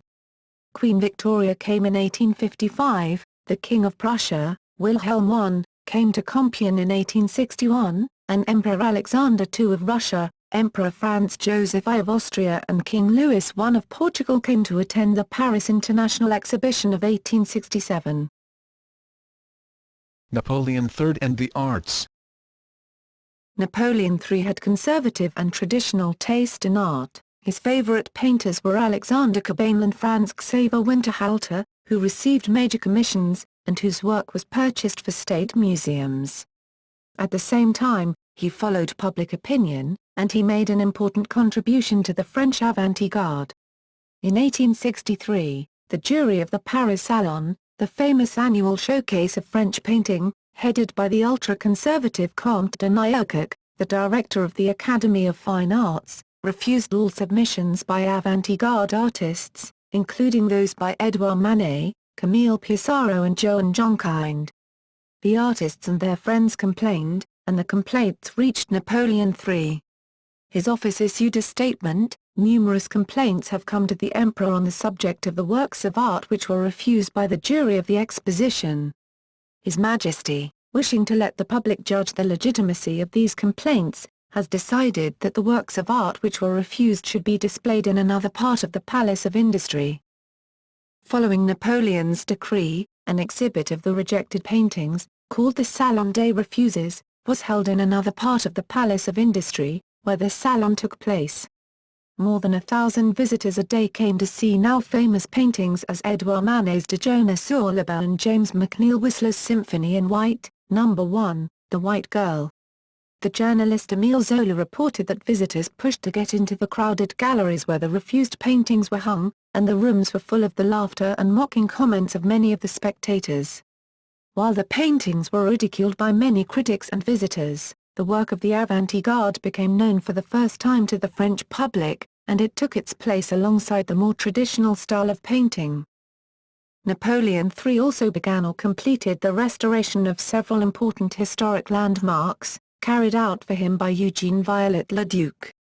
He restored the flèche, or spire, of the Cathedral of Notre-Dame de Paris, which had been destroyed during the French Revolution. In 1855 he completed the restoration, begun in 1845, of the stained-glass windows of St. Chapel, and in 1862 he declared it a National Historical Monument. In 1853, He approved and provided funding for Viollet-le-Duc's restoration of the medieval town of Carcassonne. He also sponsored Viollet-le-Duc's restoration of the Château de Vincennes and the Château de Pierrefonds. In 1862, he closed the prison which had occupied the Abbey of the Mont Saint-Michel since the French Revolution, where many important political prisoners had been held, so it could be restored and opened to the public. Social policy and reforms.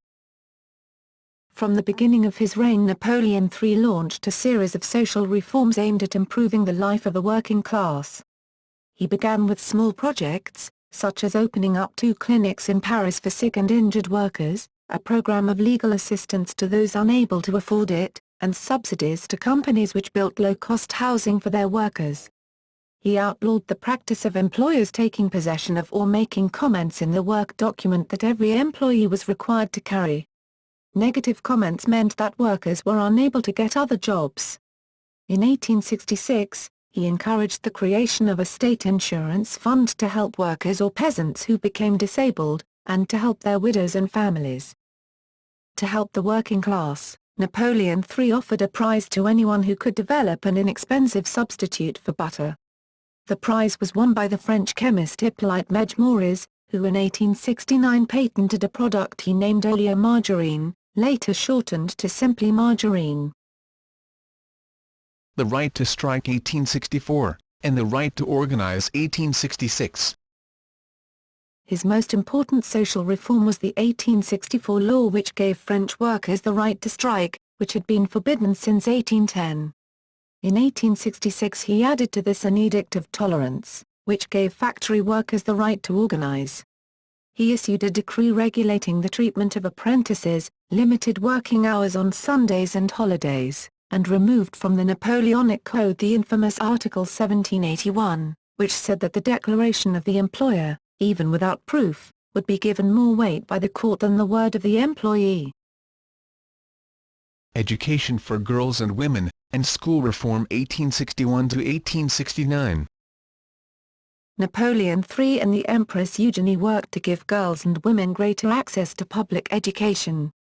In 1861, through the direct intervention of the Emperor and the Empress, Julie Victoire d'Aubigny became the first woman in France to receive baccalaureate diploma.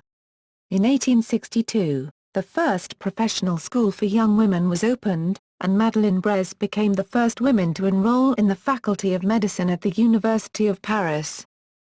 In 1863, he made Victor de Rueil, the son of a factory worker and a respected historian, as his new Minister of Public Education.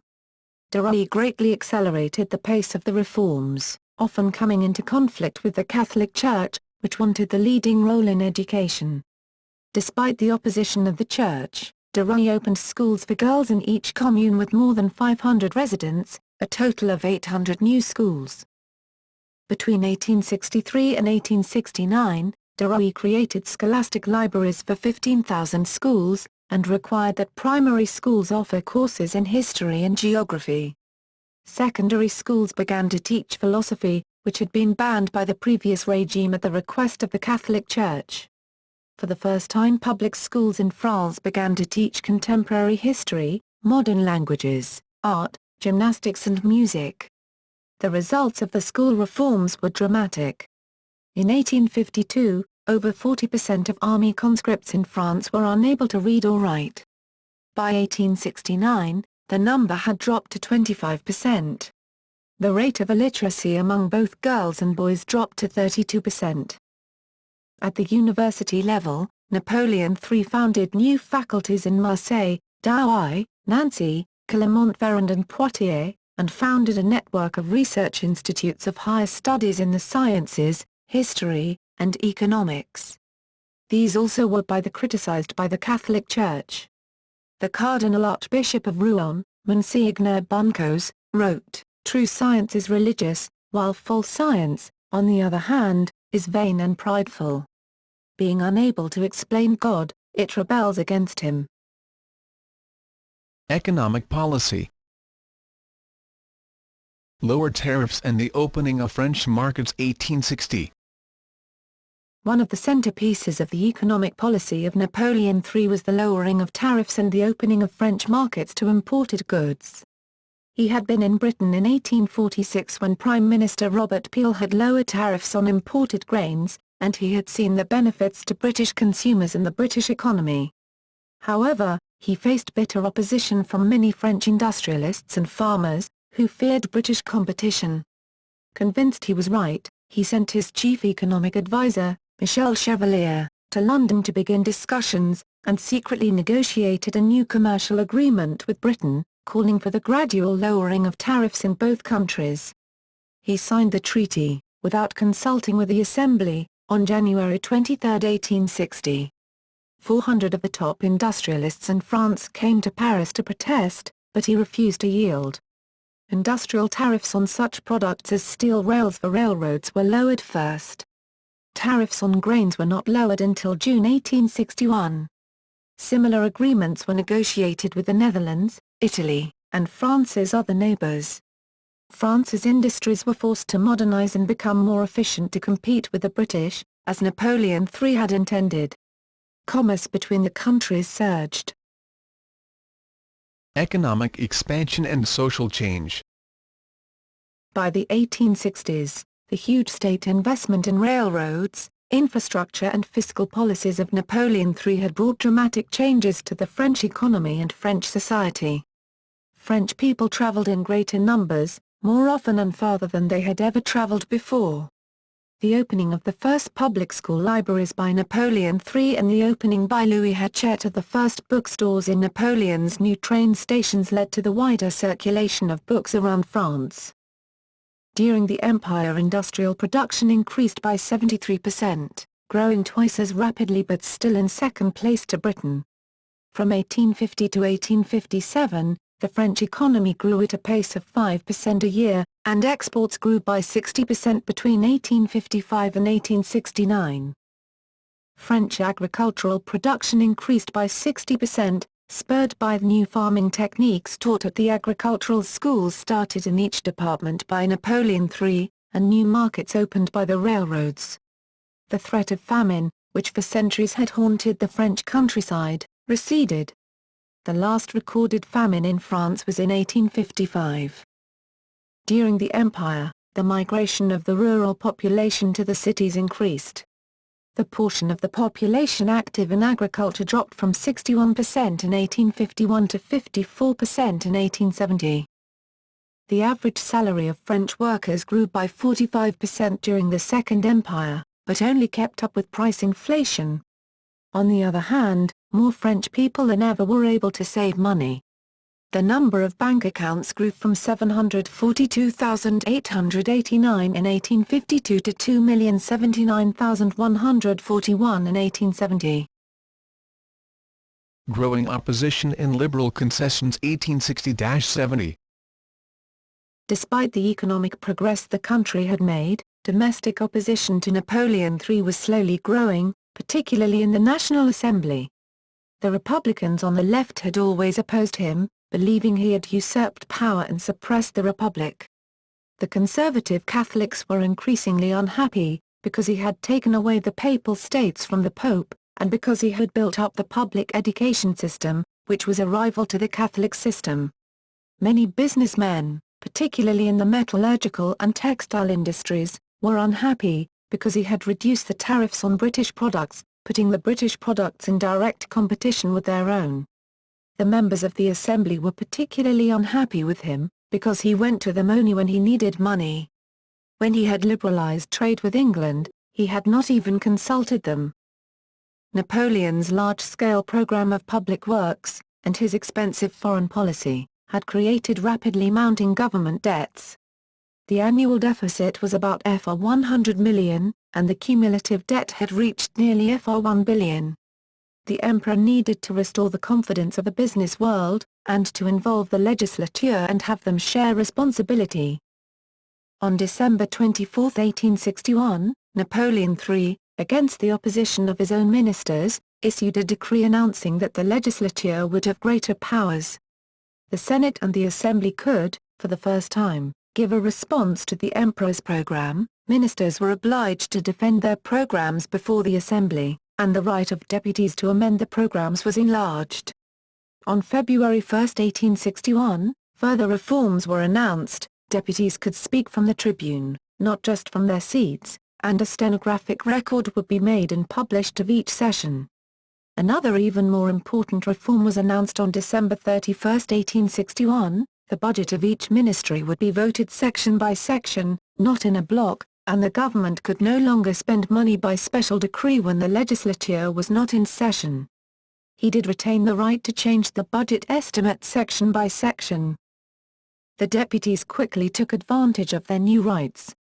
The emperor's Italian policy was bitterly condemned in the Assembly, and anti-government amendments by the pro-Catholic deputies were narrowly defeated by votes of 158 to 91 in the Assembly and 79 to 61 in the Senate. In the legislative elections of May 31, 1863, the pro-government candidates received 5,308,000 votes, while the opposition received 1,954,000 votes, 3 times more than in the previous elections. The rural department still voted for Napoleon III's candidates, but in Paris 63% of the votes went to anti-government Republican candidates, with similar numbers in all the large cities. The new assembly contained a large opposition bloc, ranging from Catholics outraged by the papal policies to Legitimists, Orleanists, Protectionists and Republicans, armed with new powers given to them by the emperor himself. Despite the opposition in the legislature, Napoleon III's reforms remained popular in the rest of the country. A new plebiscite was held in 1870. On the text, the people approved the liberal reforms added to the constitution since 1860 by the emperor, with the agreement of the legislative bodies, and ratified the Senate on April 20, 1870. Napoleon III saw this as a referendum on his rule as emperor. By voting yes, he wrote, "You will chase away the threat of revolution. You will place the nation on a solid base of order and liberty, and you will make it easier to pass on the crown to my son." When the votes were counted, Napoleon III had lost Paris and the other big cities but decisively won the rest of the country. The final vote was 7,336,434 votes yes, 1,560,709 votes no, and 1,900,000 abstentions. Leon Gambetta, the leader of the Republican opposition, wrote in despair, "We were crushed. The emperor is more popular than ever." The health of Napoleon III. Through the 1860s, the health of the emperor steadily worsened. It had been damaged by his 6 years in prison at Ham. He had chronic pains in his legs and feet, particularly when it was cold, and as a result, he always lived and worked in overheated rooms and offices. He smoked cigarette after cigarette. He distrusted doctors and disregarded medical advice, and attributed any problems simply to rheumatism, for which he regularly visited the hot springs at Vichy and other spas. It became difficult for him to ride a horse, and he was obliged to walk slowly, often with a cane. From 1869 onwards, the crises of his urinary tract were treated with opium, which made him seem lethargic, sleepy and apathetic. His writing became hard to read, and his voice weak. In the spring of 1870 he was visited by an old friend from England, Lord Malmesbury. Malmesbury found him to be terribly changed and very ill. The health problems of the emperor were kept secret by the government, which feared that, if his condition became public, the opposition would demand his resignation. One newspaper, the Courrier de l'Aven, was warned by the censors to stop publishing articles which had a clear and malicious intent to spread, contrary to the truth, alarms about the health of the emperor. At the end of June, 1870, a specialist in the problems of urinary tracts, Germain C. was finally summoned to examine him. C. reported that the emperor was suffering from a gallstone. On July 2, 4 eminent French doctors, Nelaton, Ricord, Favre and Corvisart, examined him and confirmed the diagnosis. They were reluctant to operate, however, because of the high risk. Gallstone operations did not become relatively safe until the 1880s, and because weakness of the patient. Before anything further could be done, however, France was in the middle of a diplomatic crisis. The rise of Prussia. In the 1860s, a new rival to French power in Europe appeared on the horizon. Prussia, and its Chancellor, Otto von Bismarck, who had ambitions for Prussia to lead a unified Germany. In May 1862, Bismarck came to Paris on a diplomatic mission and met Napoleon III for the first time.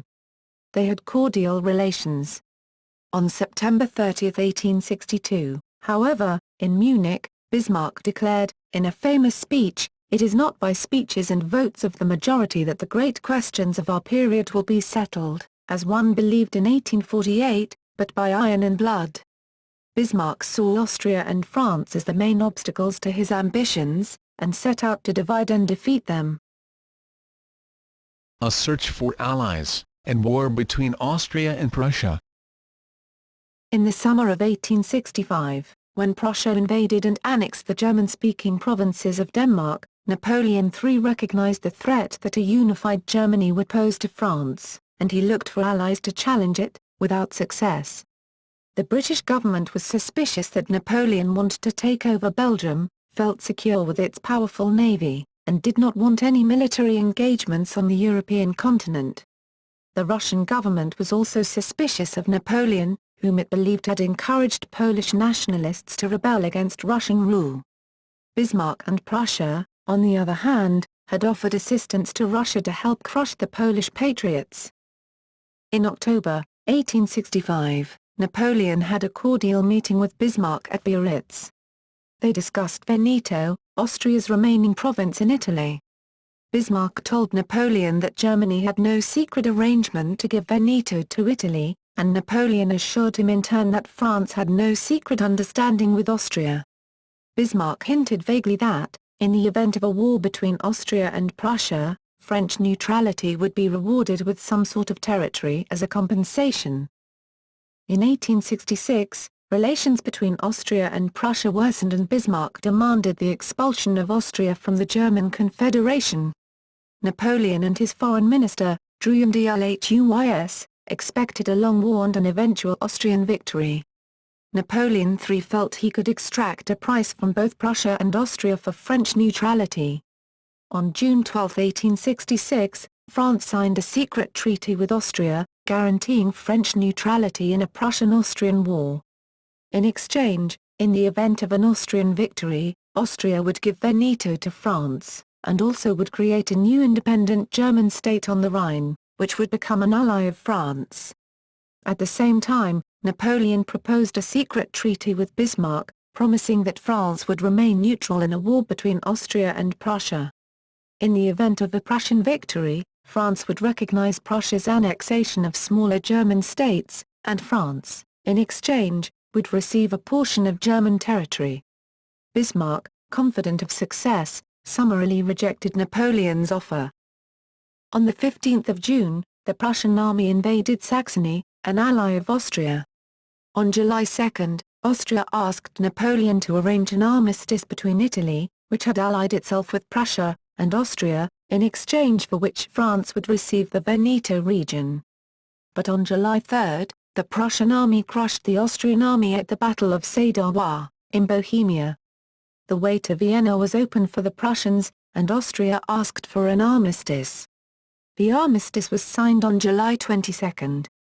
Prussia annexed Hanover, Hesse-Kassel, Hesse-Nassau and Frankfurt, with a combined population of 4 million people. The Austrian defeat was followed by a new crisis in the health of Napoleon III.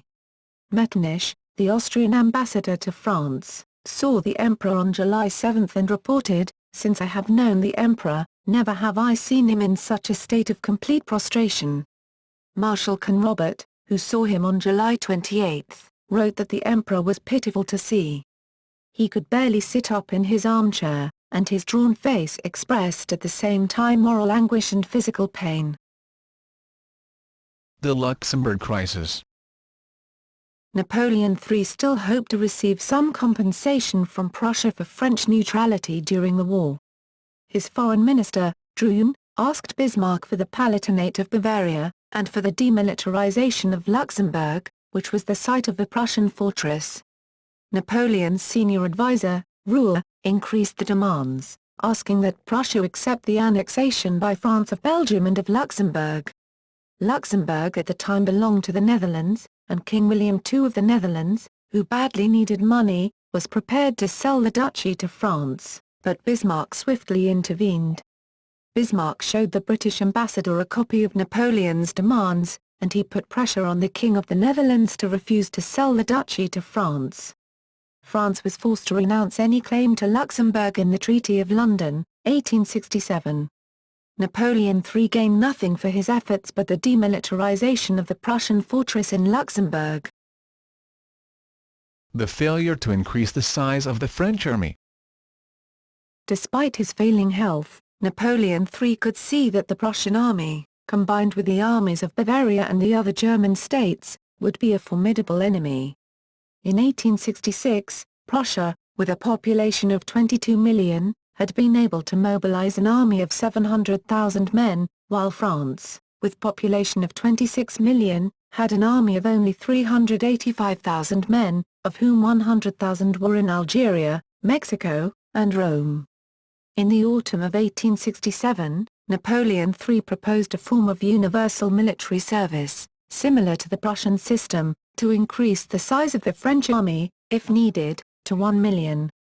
His proposal was opposed by many French officers, such as Maréchal Randon, who preferred a smaller, more professional army. He said, "This proposal will only give us recruits. It's soldiers we need." It was also strongly opposed by the Republican opposition in the French Parliament, who denounced the proposal as a militarization of French society. The Republican deputy, Émile Ollivier, who later became Napoleon's prime minister, declared, "The armies of France, which I always considered too large, are now going to be increased to an exorbitant size. Why? What is the necessity? Where is the danger? Who is threatening us? If France were to disarm, the Germans would know how to convince their governments to do the same." Facing almost certain defeat in the parliament, Napoleon III withdrew the proposal. It was replaced in January 1868 by a much more modest project to create a Garde Mobile, or reserve force, to support the army. A last search for allies. Following the defeat of Austria, Napoleon resumed his search for allies against Prussia. In April 1867, he proposed an alliance, defensive and offensive, with Austria. If Austria joined France in a victorious war against Prussia, Napoleon promised that Austria could form a new confederation with the southern states of Germany and could annex Silesia, while France took for its part the left bank of the Rhine River. But the timing of Napoleon's offer was poorly chosen. Austria was in the process of a major internal reform, creating a new state with two capitals, one in Austria and the other in Budapest. Also, the French attempt to install the Archduke Maximilian, the brother of the Austrian emperor, was just coming to its disastrous conclusion. The French troops had just been withdrawn from Mexico in February 1867, and the unfortunate Maximilian would be captured, judged and shot by a firing squad on June 19. Napoleon III made these offers again in August 1867, on a visit to offer condolences for the death of Maximilian, but the proposal was not received with enthusiasm. Napoleon III also made one last attempt to persuade Italy to be his ally against Prussia. Italian King Victor Emmanuel was personally favorable to a better relationship with France, remembering the role that Napoleon III had played in achieving Italian unification, but Italian public opinion was largely hostile to France. On November 3, 1867, French and Papal soldiers had fired upon the Italian patriots of Garibaldi, when he tried to capture Rome. Napoleon presented a proposed treaty of alliance on June 4, 1869, the anniversary of the joint French-Italian victory at Magenta. The Italians responded by demanding that France withdraw its troops who were protecting the Pope, in Rome. Given the opinion of French Catholics, this was a condition Napoleon III could not accept. While Napoleon III was having no success finding allies, Bismarck signed secret military treaties with the southern German states, who promised to provide troops in the event of a war between Prussia and France.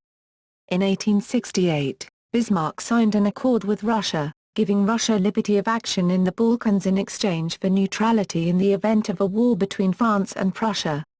This treaty put additional pressure on Austria, which also had interests in the Balkans, not to ally itself with France.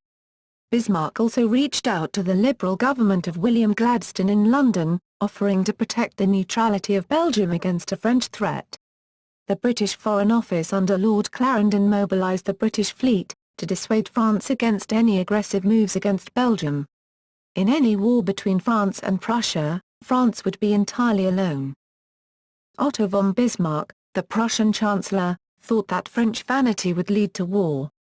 He exploited that vanity in the Ems dispatch in July 1870 and France took the bait and declared war on Prussia.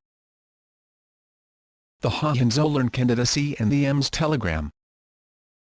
In his memoirs written long after the war, Bismarck wrote, "I always considered that a war with France would naturally follow a war against Austria. I was convinced that the gulf which was created over time between the north and the south of Germany could not be better overcome than by a national war against the neighboring people who were aggressive against us.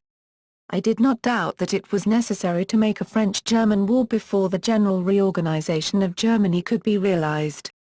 As the summer of 1870 approached, pressure mounted on Bismarck to have a war with France as quickly as possible.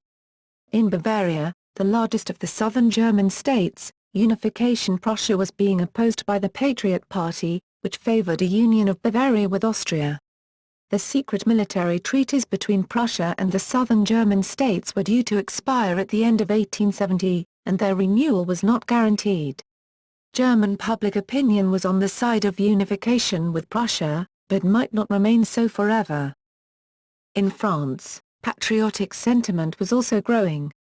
On May 8, 1870, French voters had overwhelmingly supported Napoleon III's program in a national plebiscite, with 7,358,000 votes yes against 1,582,000 votes no, an increase of support of 2 million votes since the legislative elections in 1869. The emperor was less popular in Paris and the big cities, but highly popular in the French countryside. Napoleon had named a new foreign minister, Antoine Agenor, the Duc de Gramont, the French ambassador to Berlin, who was hostile to Bismarck. The emperor was weak and ill, but the more extreme Bonapartists were prepared to show their strength against the Republicans and monarchists in the parliament. In July, 1870, Bismarck found a cause for a war in an old dynastic dispute. In September 1868, Queen Isabella II of Spain had been overthrown and exiled to France. The new government of Spain considered several candidates, including Leopold, Prince of Hohenzollern, a cousin of King William I of Prussia. At the end of 1869 Napoleon III had let it be known to the German King and Chancellor Bismarck that a Prussian king on the throne of Spain would not be acceptable to France. King William had no desire to enter into a war against Napoleon III, with whom he had excellent relations, and he did not pursue the subject further. At the end of May, however, Bismarck wrote to the father of Leopold, asking him to put pressure upon his son to accept the candidacy to be King of Spain. Leopold, solicited by both his father and Bismarck, agreed. The news of Leopold's candidacy, published July 2, 1870, aroused fury in the French parliament and press.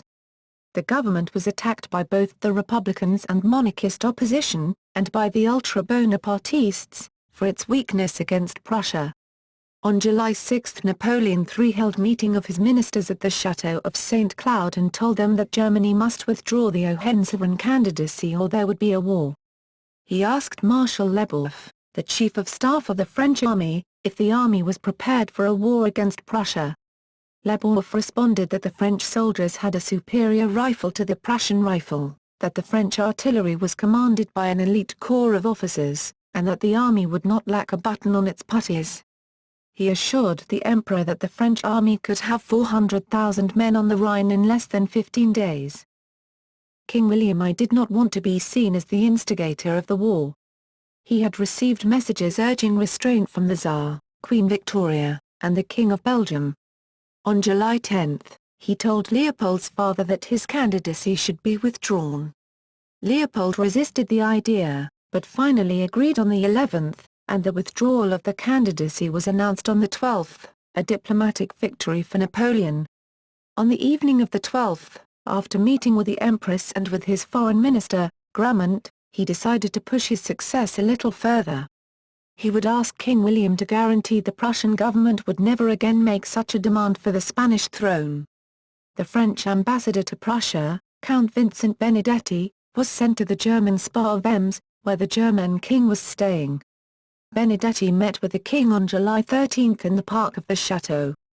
The king told him courteously that he agreed fully with the withdrawal of the Hohenzollern candidacy, but that he could not make promises on behalf of the government for the future. He considered that the matter was closed. As he was instructed by Grammont, Benedetti asked for another meeting with the king to repeat the request, but the king politely, yet firmly, refused. Benedetti returned to Paris and the affair seemed finished. However, Bismarck edited the official dispatch of the meeting to make it appear that both sides had been hostile. His Majesty the King, the dispatch read, refused to meet again with the French ambassador, and let him know, through an aide-de-camp of service, that His Majesty had nothing more to say to the ambassador. This version was communicated to governments, and the next day was in the French press. The Ems telegram had exactly the effect that Bismarck had intended. Once again, public opinion in France was inflamed. This text produced the effect of a red flag on the Gallic Bull, Bismarck later wrote. Grammont, the French foreign minister, declared that he felt he had just received a slap. The leader of the monarchists in Parliament, Thiers, spoke for moderation, arguing that France had won the diplomatic battle and there was no reason for war, but he was drowned out by cries that he was a traitor and a Prussian.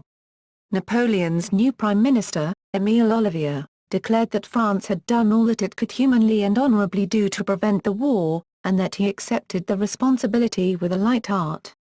A crowd of 15,000 to 20,000 persons, carrying flags and patriotic banners, marched through the streets of Paris, demanding war. On July 19, 1870, a declaration of war was sent to the Prussian government. Disaster and defeat, the Franco-Prussian War. When France entered the war, there were patriotic demonstrations in the streets of Paris, with crowds singing the Marseillaise and chanting "To Berlin! To Berlin!" But Napoleon was melancholic, telling General Lepic that he expected the war to be long and difficult, and wondering, "Who knows if we'll come back?" He told Maréchal Randon that he felt too old for a military campaign. Despite his ill health, Napoleon decided to go with the army to the front as commander-in-chief, as he had done during the successful Italian campaign.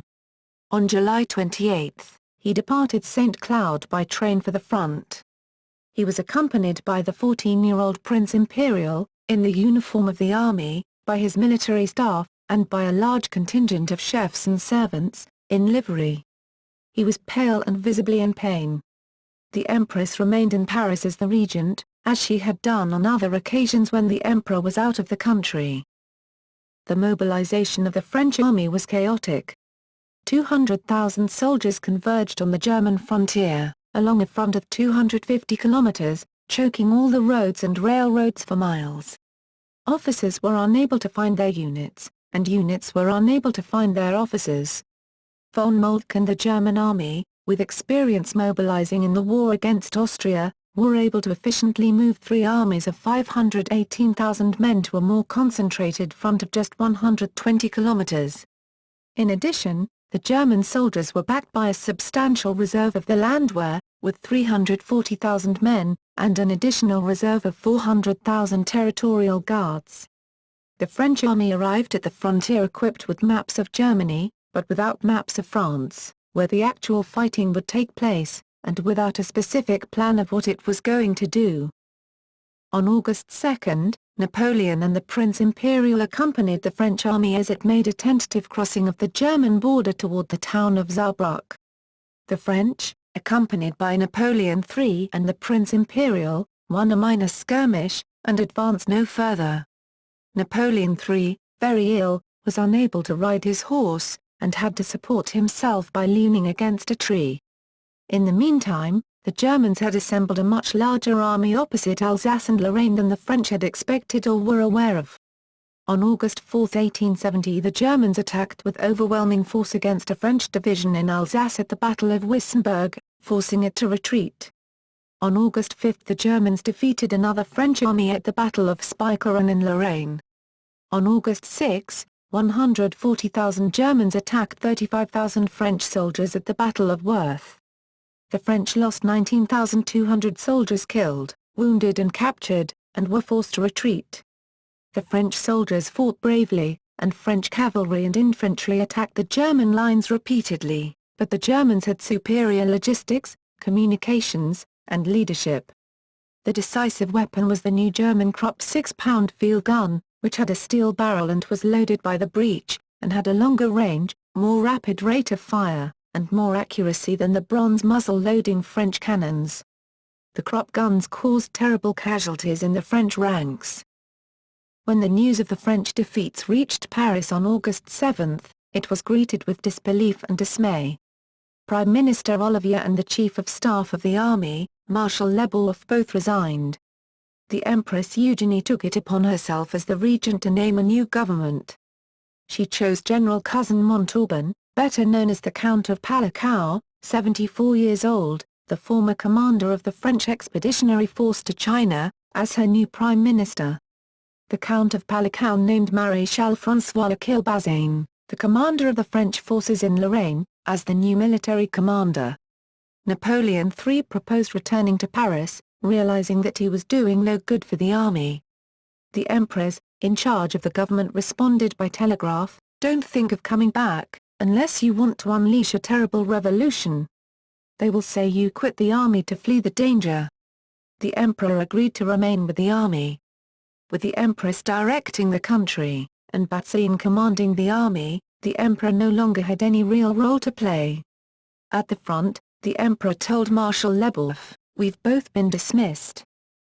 On August 18, 1870, the biggest battle of the war, the Battle of Gravelotte, took place in Lorraine between the Germans and the army of Marshal Bazaine.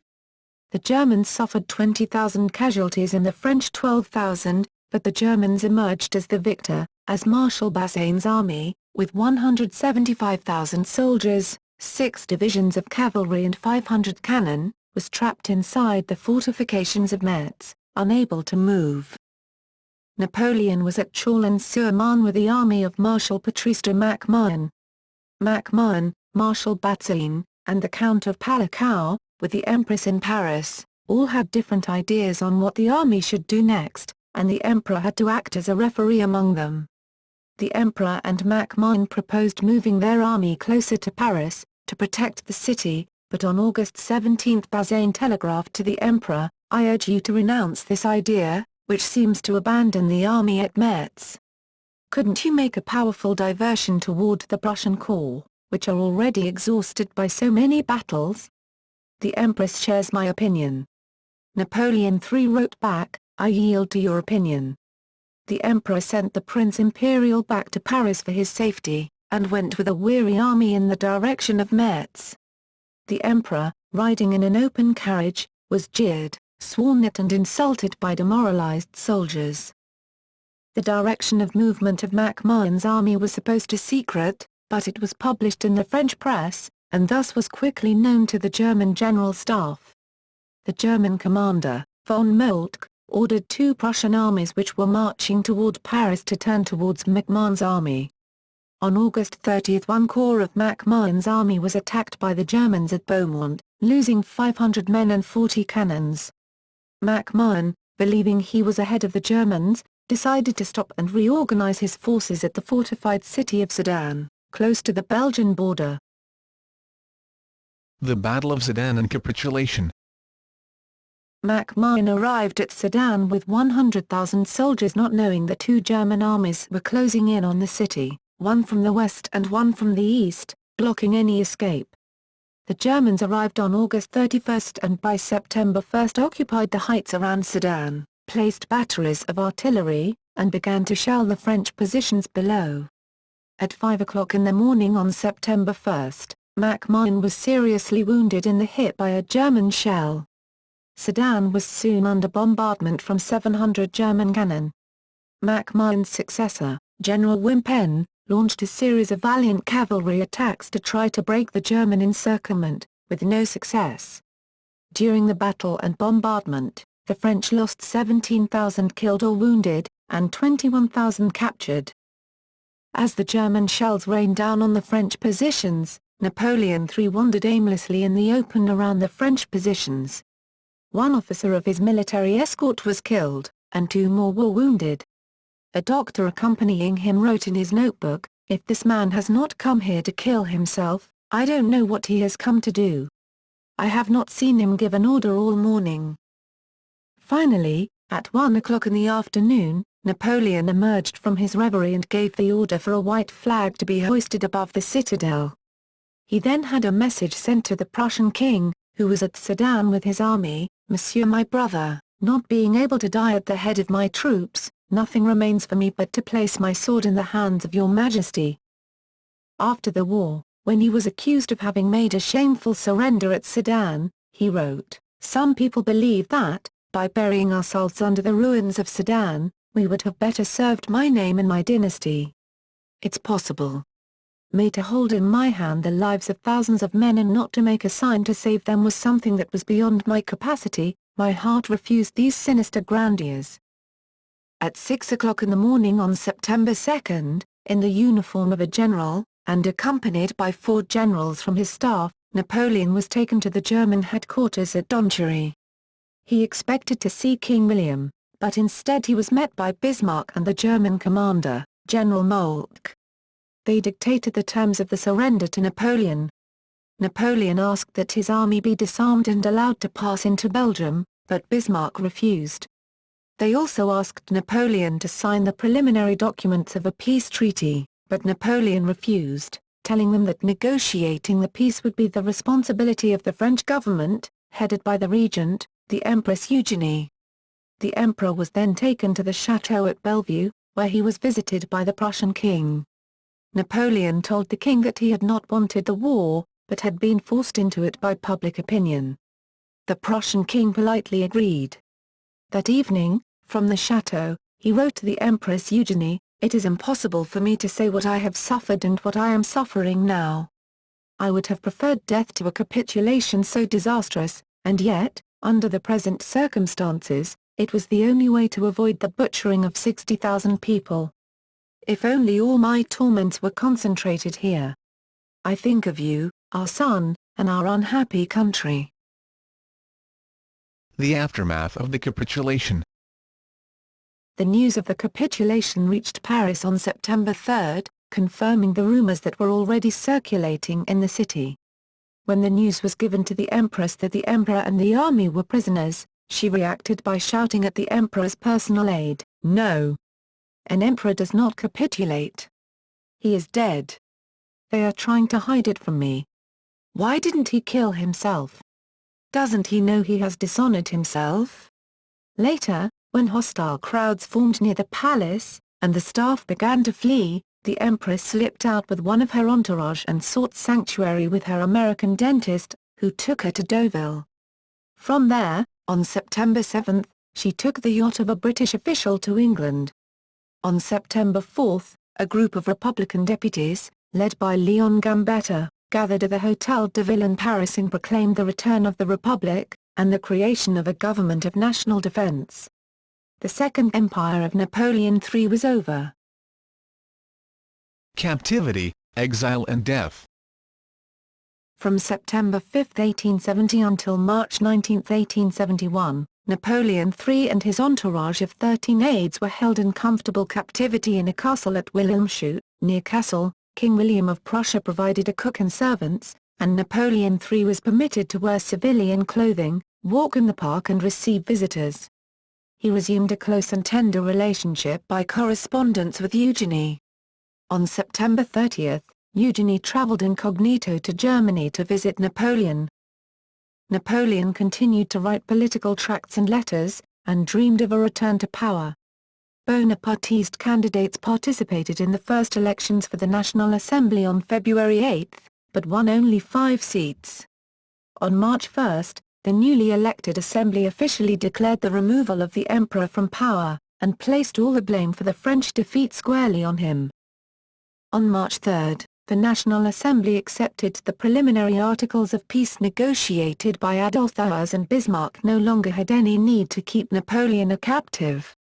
Napoleon and Eugenie considered exile in Trieste and Switzerland as places of exile, but finally decided upon England.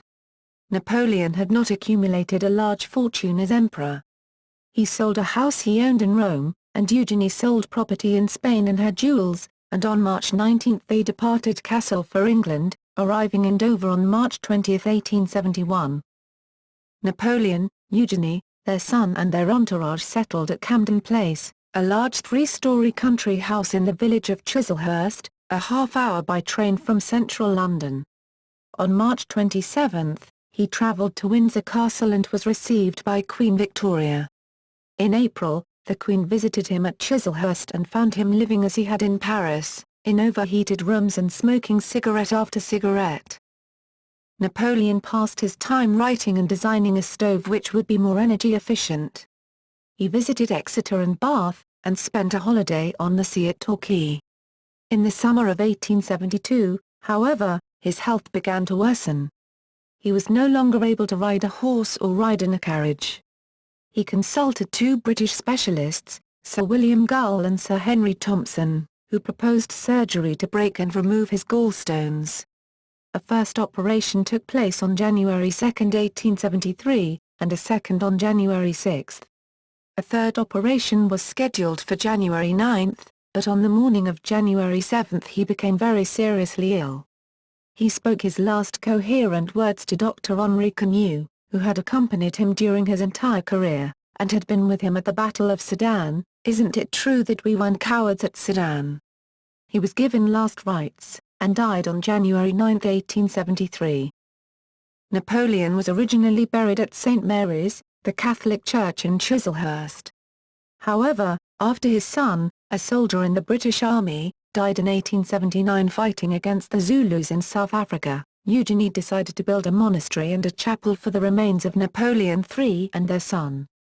In 1888, the body of Napoleon III and the Prince Imperial were moved to the Imperial Crypt at St. Michael's Abbey, Farnborough, Hampshire, England. When Eugenie died in 1920, she was buried in the same chapel.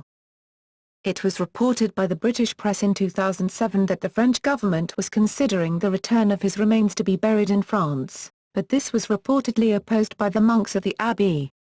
A Royal Society of Arts blue plaque was unveiled in 1875 to commemorate Napoleon at 1C King Street in London's St James's district. Personal life. Louis Napoleon has a historical reputation as a womanizer, yet he referred to his behavior in the following manner: "It is usually the man who attacks. As for me, I defend myself, and I often capitulate." He had many mistresses. During his reign, it was the task of Count Felix Bakshikai, his social secretary, to arrange for trysts and to procure women for the emperor's favors. His affairs were not trivial sideshows. They distracted him from governing, affected his relationship with the empress, and diminished him in the views of the other European courts.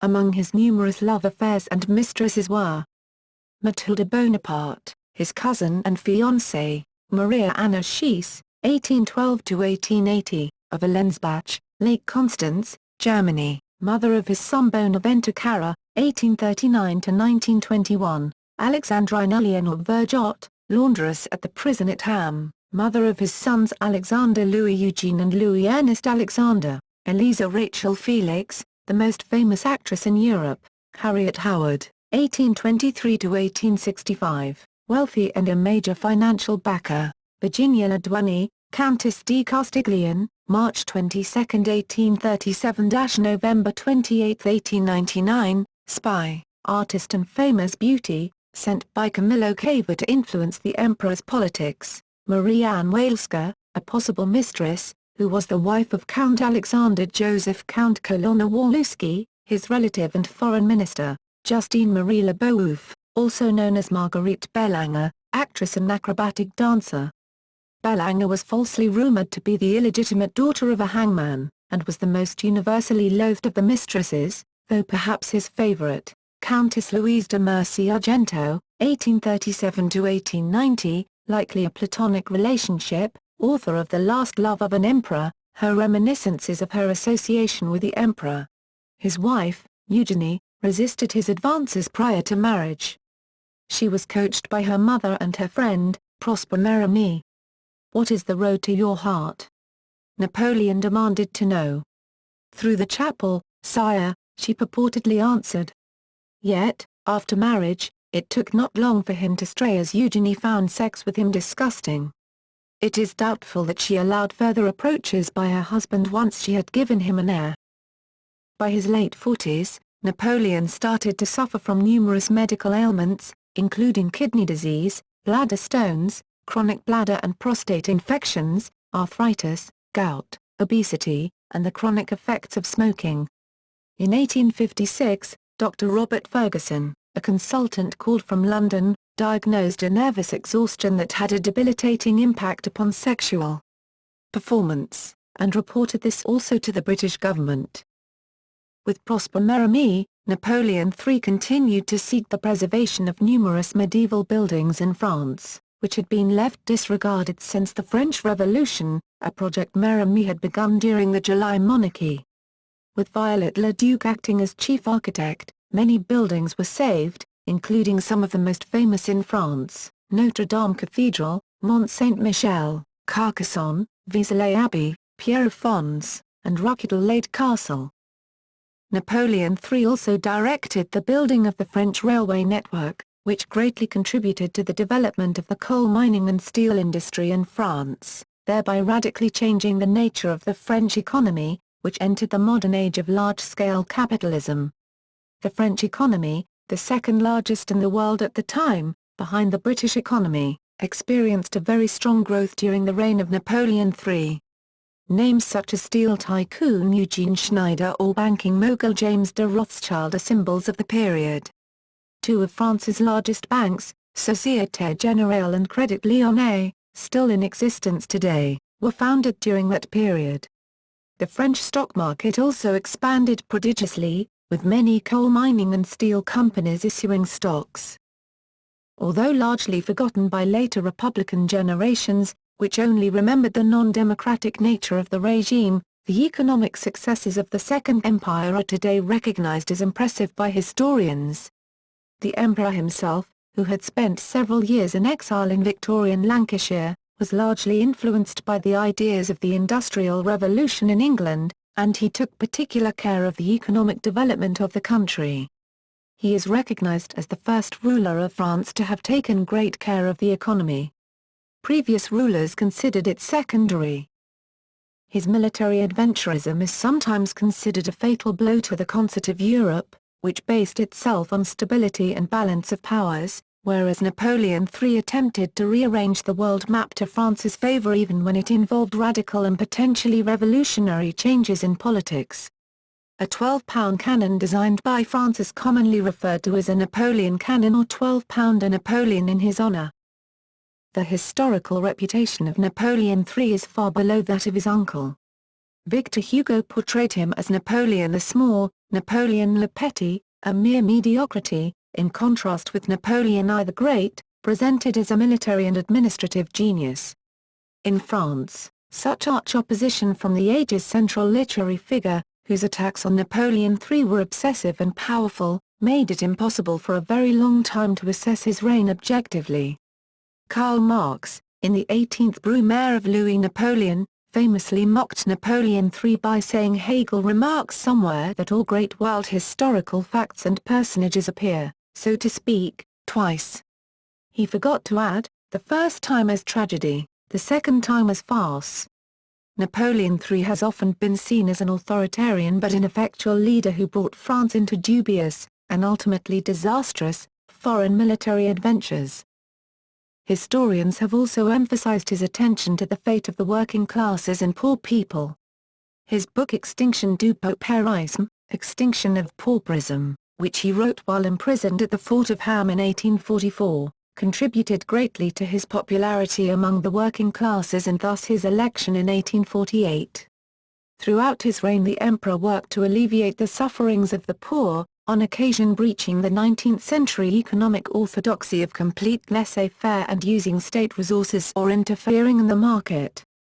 Among other things, the emperor granted the right to strike to French workers in 1864, despite intense opposition from corporate lobbies.